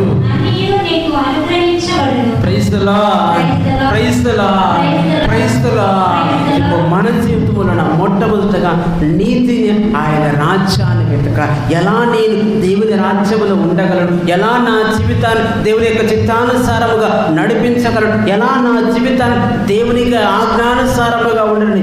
ఎప్పుడైతే దేవుని రాజ్యాన్ని వెతుకుతామో, ఎప్పుడైతే నీతి నిజాయితీతో ఉంటామో, దేవుని రాజ్యములో మనము భాగస్థులుగా ఉండి మన జీవితాలు కూడా అందుకు తగిన విధముగా ఉండాలి. ప్రియ సహోదరి సహోదరు, ఇదిగో మన రాజు మనలను పాలించడం కోసం, మనలో ప్రతి ఒక్క బంధకాలను తొలగించడం కోసం, మనలో ప్రతి ఒక్క వ్యాధులు తొలగించడం కోసం, మనలో ప్రతి ఒక్క బాధలు తొలగించడం కోసం యేసు ప్రభు మన దగ్గరికి వస్తూ ఉన్నాడు. ప్రియ సహోదరి సహోదరులారా, ఈ యొక్క క్రీస్తు ప్రభు దేవుని రాజ్యములో మనం భాగస్థులుగా ఉండడానికి, మనలను దేవుని రాజ్యములో చేర్చడం కోసం యేసు ప్రభు ఈ లోకానికి వస్తూ ఉన్నాడు. మరి దేవుని రాజ్యములో మనం భాగస్థులుగా ఉండాలంటే మన జీవితాలు అందుకు తగిన విధముగా ఉండాలి. కానీ దేవుని రాజ్యములో ఉండడానికి మనము మన జీవితాలు అందుకు తగిన విధముగా ఉండాలి. కానీ మనలో కొన్ని పాపాలు దేవుని రాజ్యానికి వ్యతిరేకముగా ఉన్నాయి. మనము క్రైస్తవులను చెప్పుకుంటున్నాము, కానీ దేవుని రాజ్యములో భాగస్థులుగా కాలేకపోతున్నాం. ఎందుకు మనము దేవుని రాజ్యములో భాగస్థులుగా కాలేకపోతున్నామంటే, సామెతల గ్రంథము 8వ అధ్యాయము 13వ వచనం. ఈ యొక్క పాపము మనలో ఉన్నప్పుడు దేవుని రాజ్యములో మనం భాగస్థులము కాలేము. సామెతల గ్రంథము 8వ అధ్యాయము 13వ వచనమున దేవుని వాక్యం ఈ విధంగా పలుకుతుంది. సామెతల గ్రంథం 8వ అధ్యాయము 13వ వచనమున దేవుని వాక్యం ఈ విధంగా పలుకుతుంది. మనము ఎందుకు దేవుని రాజ్యములో భాగస్థులుగా ఉండలేకపోతున్నామంటే, సామెతల గ్రంథము 8వ అధ్యాయము 13వ వచనము. దేవుని పట్ల భయభక్తులు చూపుట ఎనగా అహంకారము తనను తాను గొప్పగా ఎంచుకుంటా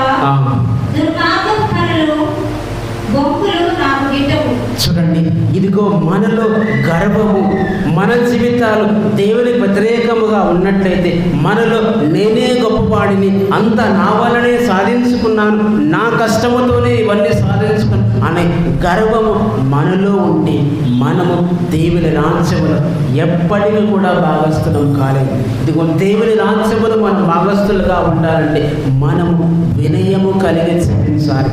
ఆ యొక్క వినయము మనలో ఉంటే దేవుని రాజ్యము మన జీవితంలోన మనము భాగస్థులముగా ఉండగలము. ప్రియ సహోదరి సహోదరులారా, అందుకని దేవుని వాక్యం విధంగా పలుకుతుంది.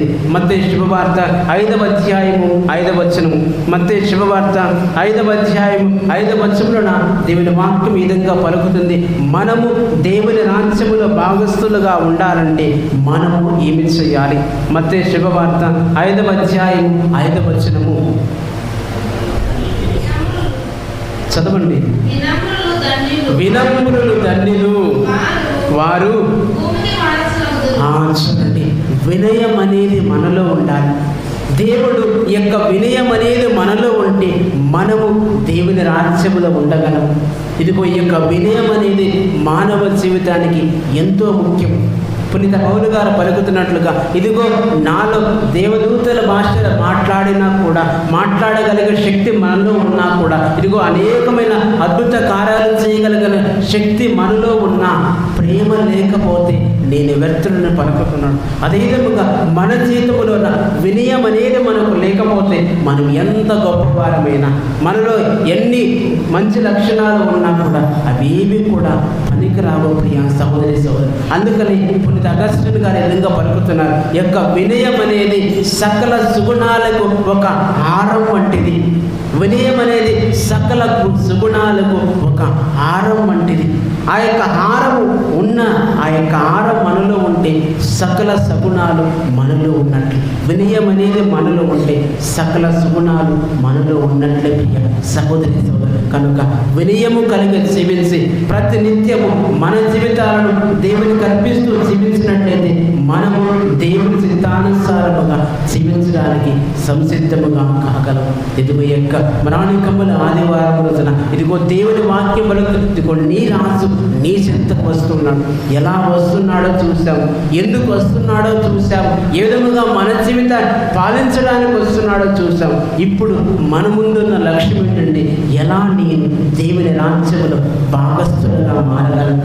ఇదిగో మనమందరం ఈ లోకంలో ప్రతి ఒక్కరు కూడా తప్పులు చేస్తుంటారు, ప్రతి ఒక్కరు కూడా పాపంలో పడిపోతుంటాము, ప్రతి ఒక్కరిలో కూడా బలహీనతలు ఉంటాయి. కానీ ఎన్ని బలహీనతలు ఉన్నా కూడా మనము ఎలా దేవుని రాజ్యములో భాగస్థులము కాగలమంటే ముందుగా మన హృదయాన్ని దేవునికి అర్పించాలి. మనకున్న ప్రతి పాపాన్ని దేవునికి అర్పించినట్లయితే, ఇదిగో దేవా నేను పాపిని, దేవా నా పాపాన్ని మన్నించు, దేవా నా జీవితంలో అనేకమైన చిన్న అలవాట్లు ఉన్నాయి, దేవా నా జీవితాన్ని నీకు అర్పిస్తున్నాను. విరిగి నలిగిన హృదయముతోన దేవుని చెంతకు వస్తే దేవుడు మన పాపాలను తొలగిస్తాడు. మన పాపాలను తొలగించడం మాత్రమే కాదు, మనలో ఉన్న మనము కోల్పోయినవన్నీ కూడా మనకు అనుగ్రహిస్తాడు. కనుక ఈ యొక్క పవిత్ర వారములో మనం చేయవలసిన ఒకే ఒక కార్యం ఏంటంటే మన హృదయాన్ని దేవునికి అర్పించడం. తపస్కాలం అంతే కూడా దేవునికి అర్పించాలి. కానీ ఏదో ఒక పనుల వల్ల యొక్క గడిచిన రోజులన్నీ కూడా మనం వ్యర్థము చేసి ఉండవచ్చు. తపస్కాలం ఉన్నా కూడా అనేకమైన పాపాలు మనలో ఉండవచ్చు.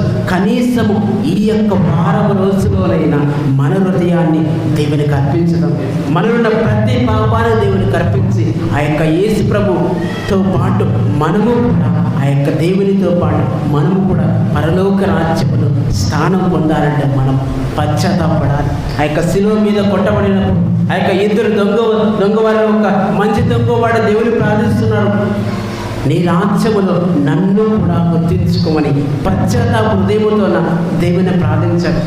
ఎప్పుడైతే పశ్చాత్తాప హృదయముతో యేసు ప్రభుని ప్రార్థించాడు, నేడే నీవు నాతో పాటు ఉంటావని ఆయనకు అభయమిచ్చాడు. సహోదరి సహోదరులారా, ఇదిగో దేవుడు మన తప్పులను చూసి మనల్ని అసహించుకోవట్లేదు. ఎందుకంటే దేవుడు మనల్ని ప్రేమిస్తున్నాడు. అందుకని మన ఫ్రాన్సిస్ జగద్గురు విధంగా పలుకుతున్నాడు, దేవుడు మన్నించటములోన అలసట చెందట్లేదు, కానీ మనము పాప మన్నింపు అడిగిన నాటిలోన ఆలస్యము చేస్తూ ఉన్నాం కనుక మన హృదయములను పరిశీలించి ఆ యొక్క హృదయాన్ని దేవుని సమర్పించుదాం.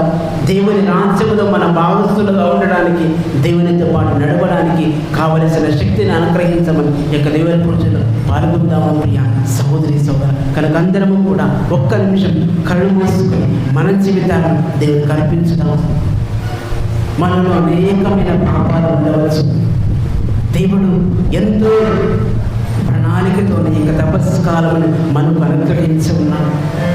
ఇక గడిచిన తపస్కాల రోజులన్నీ కూడా మనం వ్యర్థము చేసి ఉండవచ్చు. కనీసం యొక్క పవిత్ర వారం రోజులైన తపస్కాలమును నిష్ఠగా పాల్గొని మన హృదయాన్ని దేవునికి అర్పించి, క్రీస్తు ప్రభు నా కోసం వచ్చాడు, క్రీస్తు ప్రభు నా కోసం మరణించాడు, క్రీస్తు ప్రభు నా పాపాల కోసమే సిలువలో మరణమును పొందుకున్నాడని ఆ యొక్క సత్యము తెలుసుకున్నాం. ఇదిగో నీ ముందు శిలువ మీద కొట్టబడిన ఆ యొక్క యేసయ్యను చూడు.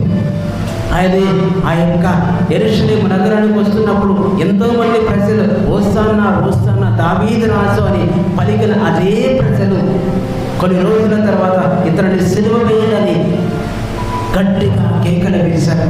మనము కూడా క్రైస్తవులుగా ఉన్న మనము దేవునికి విరుద్ధముగా మన జీవితాలు ఉండవచ్చు. దేవునికి మనసు నచ్చే విధముగా మన పాపాలు ఉండవచ్చు. వాటన్నిటిని కూడా దేవుని సమర్పించి పచ్చగా హృదయముతో వినిగి నలిగిన హృదయముతో దేవుని ప్రార్థించు. దేవా, నా హృదయాన్ని మార్చయ్యా, నాలో ఉన్న ప్రతి పాపమును తీసివేసి ప్రభా నీ యొక్క రాజ్యములు నన్ను కూడా గుర్తించుకుని దేవుని ప్రార్థించున్నాను. కృపాసక్తి సంపూర్ణమైన దేవా నీకు స్తోత్రము తండ్రి. నీకు ఘనమైన నామాలకు వేలాది వందనాలు ప్రభా. ఓ యేసయ్య, మీరు మా కోసం వస్తున్నారు ప్రభా. దేవా, మీరు ఒక రాజులాగా మా జీవితాన్ని పాలించాలి. మాలో ఉన్న ప్రతి ఒక్క పాప బంధములను తొలగించాలి. మాలో ఉన్న ప్రతి ఒక్క పాపను తీసివేయాలని, మాలో ఉన్న ప్రతి రోగాలను తొలగించాలని వస్తున్నారు ప్రభా. దేవా, మాలో ఉన్న ప్రతి పాపను తొలగించాలి ప్రభా. మా జీవితాన్ని మార్చాలి ప్రభా. మాలో ఉన్న ప్రతి ఒక్క పాప బంధాలను తొలగించాలి ప్రభా. నీకు సాక్షులుగా ఉండే కృపను మాకు దయచేయాలి ప్రభా. మమ్మల్ని మీ యొక్క రాజ్యంలో ఉండే కృపను మాకు దయచేయాలి ప్రభా. మరొకసారి మా జీవితాలను మీరే కాపరిగా ఉండి ప్రార్థించండి, మీరే కాపరిగా ఉండి పాలించండి ప్రభా. మా జీవితాలను మీరే నడిపించండి. ఈ యొక్క మనలను మా నాయన యేసుక్రీస్తు నామమున అడిగి వేడుకొని పొందుకొనుచున్నాము తండ్రి.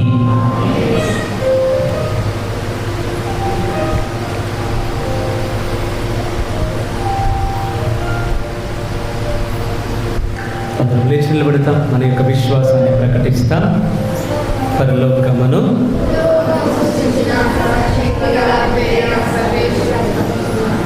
అతని ఏకస్తున్న యేసుక్రీస్తు కృష్ణ ఇతడు పవిత్ర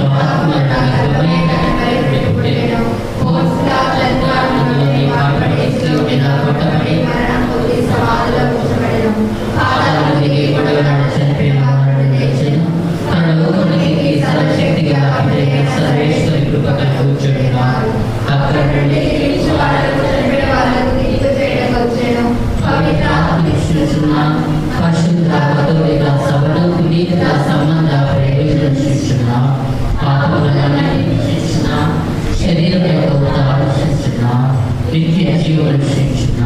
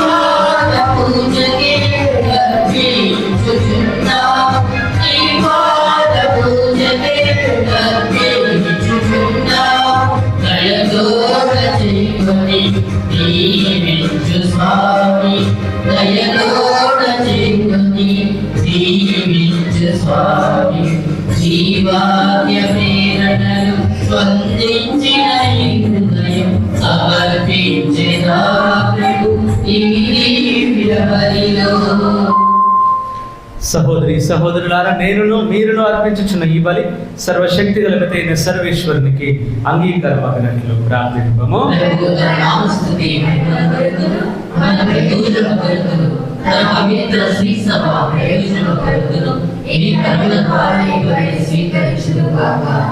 ఓ ప్రభువా, నీ జనదైక కుమారుని శ్రమలు మరణము ద్వారా మేము మీతో సఖ్యపడు గడియ మరింత దగ్గర పడునుగాక. మేము మా సొంత ప్రయత్నముతో నీ నుండి పాపక్షమను సాధింపలేము, కానీ సాటి లేని ఈ దివ్య బలి శక్తి ప్రభావమున నీ నుండి సంపూర్ణ క్షమను పొంది నీ కారుణ్య ఫలములను చవిచూతుదుగాక. మా ప్రభు అయిన క్రీస్తు ద్వారా మనమే చేయించున్నాము. ప్రభు మీతో ఉండునుగాక.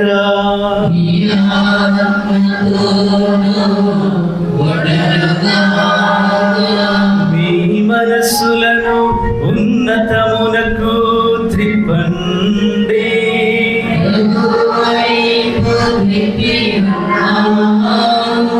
మన దేవుడైన ఏలిన వారికి కృతజ్ఞత తెలుపుదము.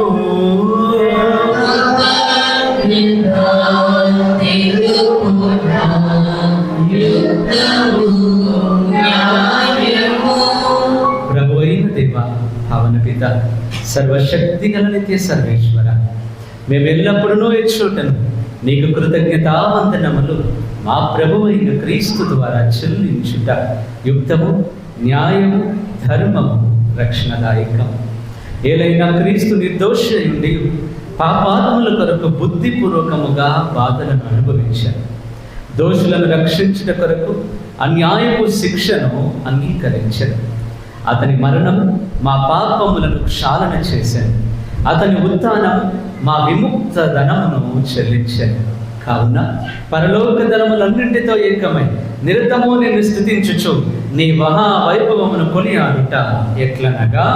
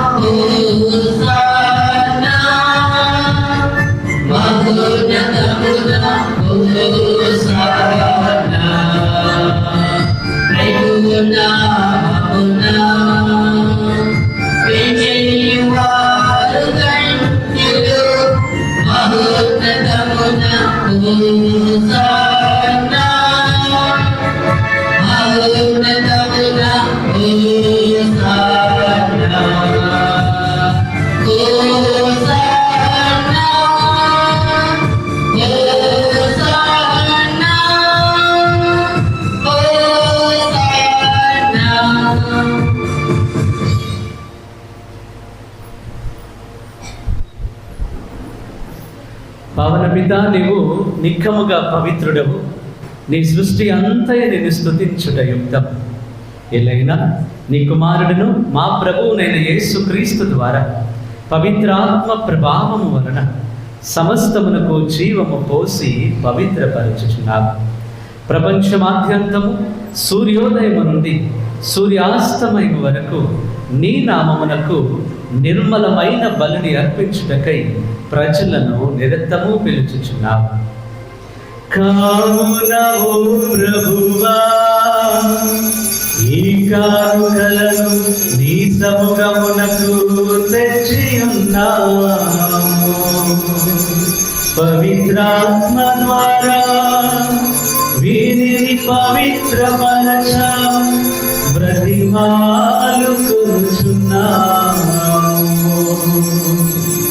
ఈ విధమున ఇవి మా ప్రభువును నీ కుమారుడైన యేసుక్రీస్తు శరీర రక్తములు అగునుగాక. అతని ఆజ్ఞ ప్రకారమే ఈ కృతజ్ఞతార్చనను నెరవేర్చుచున్నాము. అతడు అప్పగింపబడనున్న రాత్రి అప్పమునందుకొని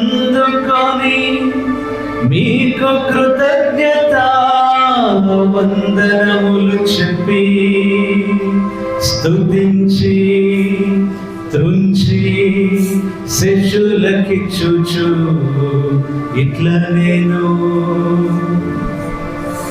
మీరందరూ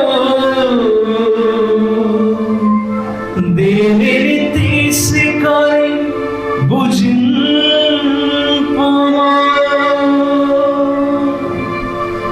ఏలయనా ఇది మీ కొరకు అప్పగింపబడనున్న నా శరీరము. రాజా రాజా రాజా రాజాతి రాజువు నీవు, దేవా దేవా దేవా దేవాతి దేవుడవు. ఆ విధముననే భోజనానంతరము పాత్రము నందుకొని నీకు కృతజ్ఞతా వందనములు చెప్పి స్తుతించి శిష్యులకిచ్చుచు ఇట్లా నేను, మీరందరూ దీనిని తీసుకొని పానము చేయుము. ఏలయనా ఇది నూతన నిత్య నిబంధన యొక్క రక్తపు పాత్రము. ఇది మీ కొరకును అనేకుల కొరకును పాప పరిహారమునకై తారబోయబడును. దీనిని నా జ్ఞాపకార్థము చేయుడు. రాజా రాజా రాజా రాజాతి రాజువు నీవు, దేవా దేవా దేవా దేవాతి దేవుడవు. ఇది విశ్వాస రహస్యము. జేసువా మీ మరణమును ప్రకటించెదము, మీ ఉత్థానమును చాటెదము. మీరు మరణము వచ్చు వరకు మేము వేచియుందుము, మేము వేచియుందుము. కనుక తండ్రి, నీ కుమారుని రక్షణాయుతమగు శ్రమలను, అద్భుతమైన ఉత్థానమును, మోక్షారోహణమును స్మరించుచు అతడు మనల వేంచేయునని ఎదురు చూచు మేము ఈ పవిత్ర జీవన బలిని కృతజ్ఞతతో నీకు అర్పించుచున్నాం. నీ పవిత్ర శ్రీ సభ యొక్క కానుకను ప్రీతితో వీక్షింప బ్రతిమాలుచున్నాము. తన మరణము ద్వారా మమ్మ నీతో సఖ్యపరిచిన నీ కుమారుని బలిని స్వీకరింపు. మేము అతని శరీర రక్తములతో పోషింపబడి పవిత్ర ఆత్మతో నింపబడి అతని యందు ఏక శరీరము ఏక మనస్సు కలిగి ఉండునట్లా దయచూపుము.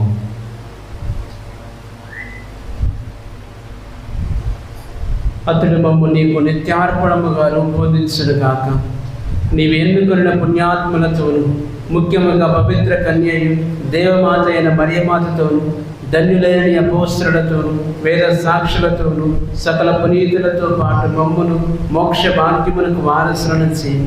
ఏలైనా వీరి విజ్ఞాపన ప్రార్థన నిరవధిక సహాయంపై మేము ఆధారపడి ఉన్నాము. ఓ ప్రభువా, మమ్ము నీతో సఖ్యపరిచి ఈ బలి లోకమంతటికి శాంతిని శ్రేయస్సును ప్రసాదించినట్లు ప్రతిమాలుచున్నాం. ఈ లోకమును యాత్ర చేయ నీ శ్రీసభను నీ సేవకులకు మా ప్రాంత్య జగద్గురువును మా దమన్ కుమార్ పీఠాధిపతిని తదితర పీఠాధిపతులను గురువులందరినీ నీవు సంపాదించుకున్న ప్రజలందరినీ విశ్వాసమందును ప్రేమయందును దృఢపరచుము. నీ చిత్త ప్రకారము నీ సముఖమున చేయి ఉన్న ఈ ప్రజల మనవులను ఆలికింపు. దయగల తండ్రి, నలుదిశల చెదిరి ఉన్న నీ బిడ్డలందరినీ కనికరించి నీతో ఐక్యపరచుకును. చనిపోయిన మా సహోదరి సహోదరులను నీ ప్రేమయందు ఈ లోకములను వీడిన వారందరినీ దయతో నీ రాజ్యమును చేర్చుకును. మేమును వచ్చలు చేరి నీ మహిమను వీక్షించుచు నిత్యానందము రూపొందముగాక. మా ప్రభు అయిన క్రీస్తు ద్వారా మనవి చేయుచున్నాము. అతని ద్వారా నీవు సకల మేలులను లోకమునకు దయచేయుచున్నావు.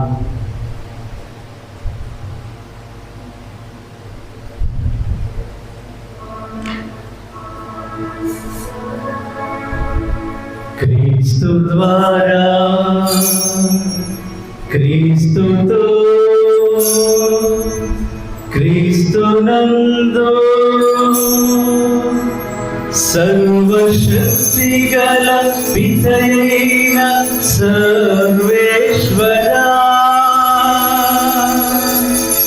పవిత్రాత్మతో ఏకమయుండు నీకు యుగ యుగములు గౌరవ మహిమలు కలుగునుగాక.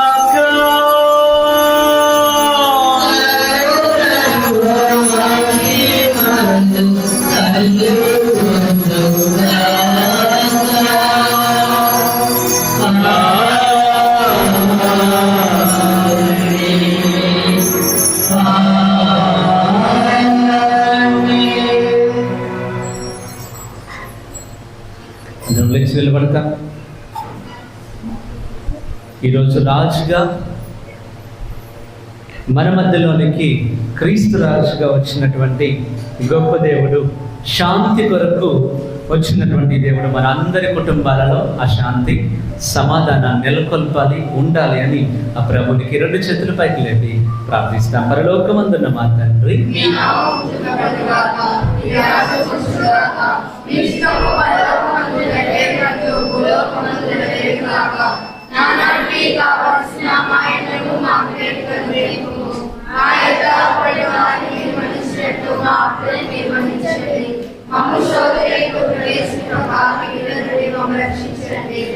ప్రభువాన్ని కీడుల నుండి మమ్మ రక్షింపము. మా ఈ రోజులలో మాకు శాంతిని ప్రసాదింపము. నీ దయానుగ్రహం వలన పాపము నుండి మమ్మ విముక్తులను చేసి అన్ని కలతల నుండి సర్వదా కాపాడము. మేము మోక్షానందము మా రక్షకుడైన యేసుక్రీస్తు ఆగమమును నిరీక్షించుచుందము. శాంతిని మీకు అనుగ్రహించుచున్నాను, నా శాంతిని మీకు ఇచ్చుచున్నాను అని నీ అపోస్తలులతో వచించిన ప్రభు అయిన యేసువా, మా పాపములను లెక్కింపక నీ శ్రీసభ విశ్వాసమును వీక్షింపము. నీ చిత్త ప్రకారము నీ సభకు శాంతిని ఐక్యమును అనుగ్రహింపము. యుగ యుగములు జీవించుచు పరిపాలించు ప్రభువా. ప్రభుని యొక్క శాంతి ఎల్లప్పుడూ మీ అందరితో ఉండును గాక. ఒకరికి ఒకరు ప్రభుని సమాధానమును తెలుపుకొందుము.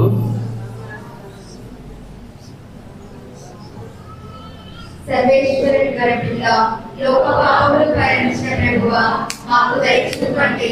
సర్వేశ్వరుని గరిపిల్ల లోక పాపములు భరించిన ప్రభువా మాకు దయచూపండి. సర్వేశ్వరుని గరిపిల్ల లోక పాపములు భరించిన ప్రభువా మాకు శాంతిని దయచేయండి.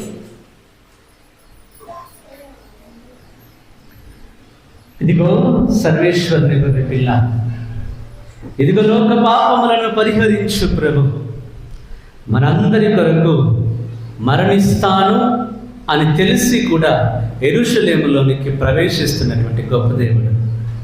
మనందరం ఒక రోజున ఆయనతో ఉండాలి అని ఆయన తనను తాను అర్పించబోతున్నటువంటి వ్యక్తి. ఆ గొప్ప దేవుడు ఏర్పాటు చేస్తున్న విందుకు పిలువబడుతున్న మనందరము ధన్యులము.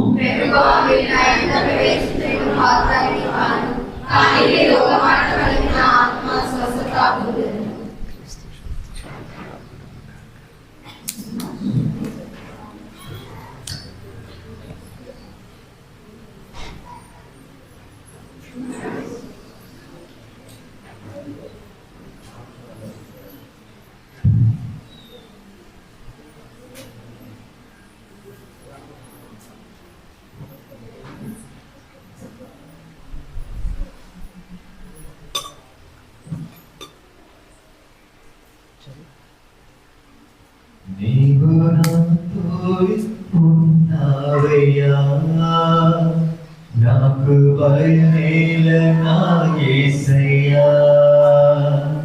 నీవు నాలోనే ఉన్నావయ్యా, నాకు దిగులేల నా యేసయ్యా. నీవు నా తోడు ఉన్నావయ్యా. ఈ యొక్క దివ్య బలి పూజను ప్రత్యేకించి చింతమల్ల బ్రహ్మయ్య, మేరమ్మ వారి కుటుంబం కోసము, కాలేజ్ జయరాజు, ఝాన్సీ వారికి ఉద్యోగం త్వరగా రావాలని, కాలేజ్ తిరుపతి సాయికి 10వ తరగతిలో మంచి మార్కులు రావాలి.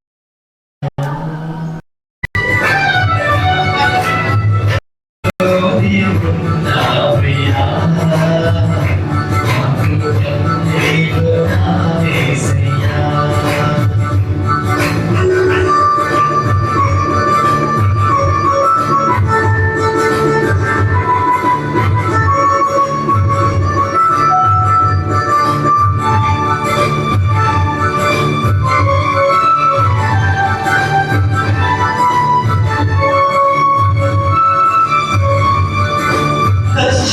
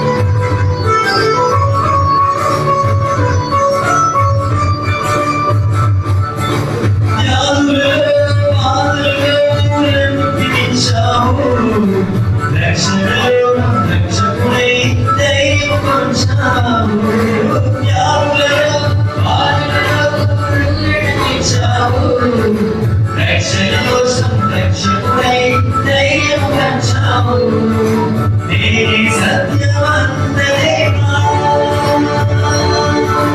నేనే మార్గం అన్న దేవా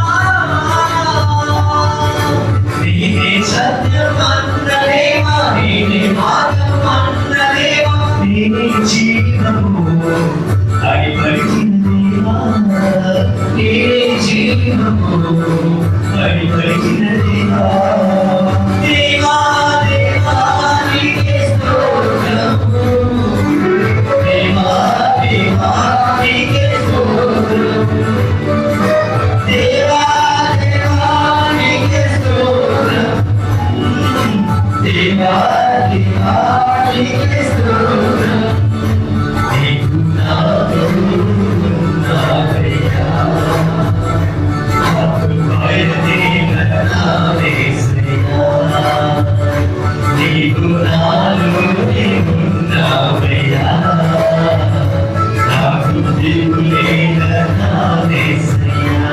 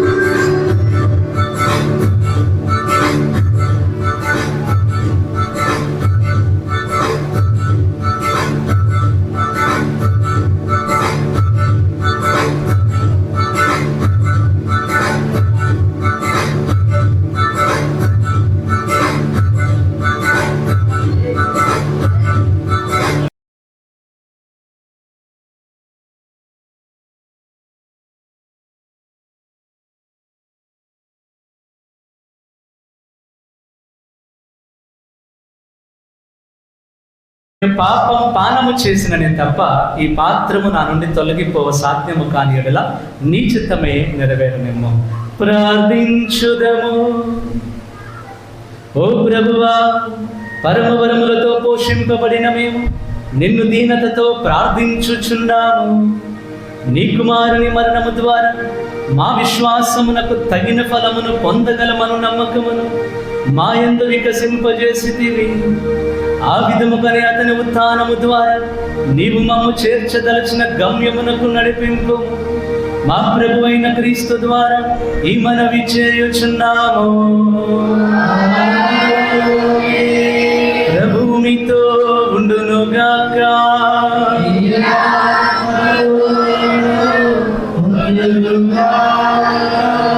శిరములు వంచి ఆశీర్వచనము స్వీకరింపము. ఓ ప్రభువా, ఈ నీ కుటుంబమును దయతో చూడు మరి అర్థించుచున్నాము. ఈ ప్రజల కొరకు మా ప్రభు అయిన యేసుక్రీస్తు దుష్టుల చేతికి అప్పగింపబడుటకును శిలువ శ్రమలను అనుభవించుటకును వెనుదీయలేదు కనుక శ్రీ సభ అనడి కుటుంబమును కరుణతో చూచి సంరక్షింపుము. యుగ యుగములు జీవించుచు పాలించు ప్రభువ ఈ మనవిని మాకు అనుగ్రహింపుము. సర్వశక్తి గల సర్వేశ్వరుడు పితా పుత్ర పవిత్రాత్మ దేవుడు మిమ్మందరిని దీవించి ఆశీర్వదించి భద్రముగా కాచి కాపాడునుగాక. దివ్య బలి పూజ సమాప్తమైనది. సమాధానముతో వెళ్ళి క్రీస్తుని ప్రేమలో ఆయనకు ప్రియమైన బిడ్డలుగా జీవించండి. ఎవరైతే మనీ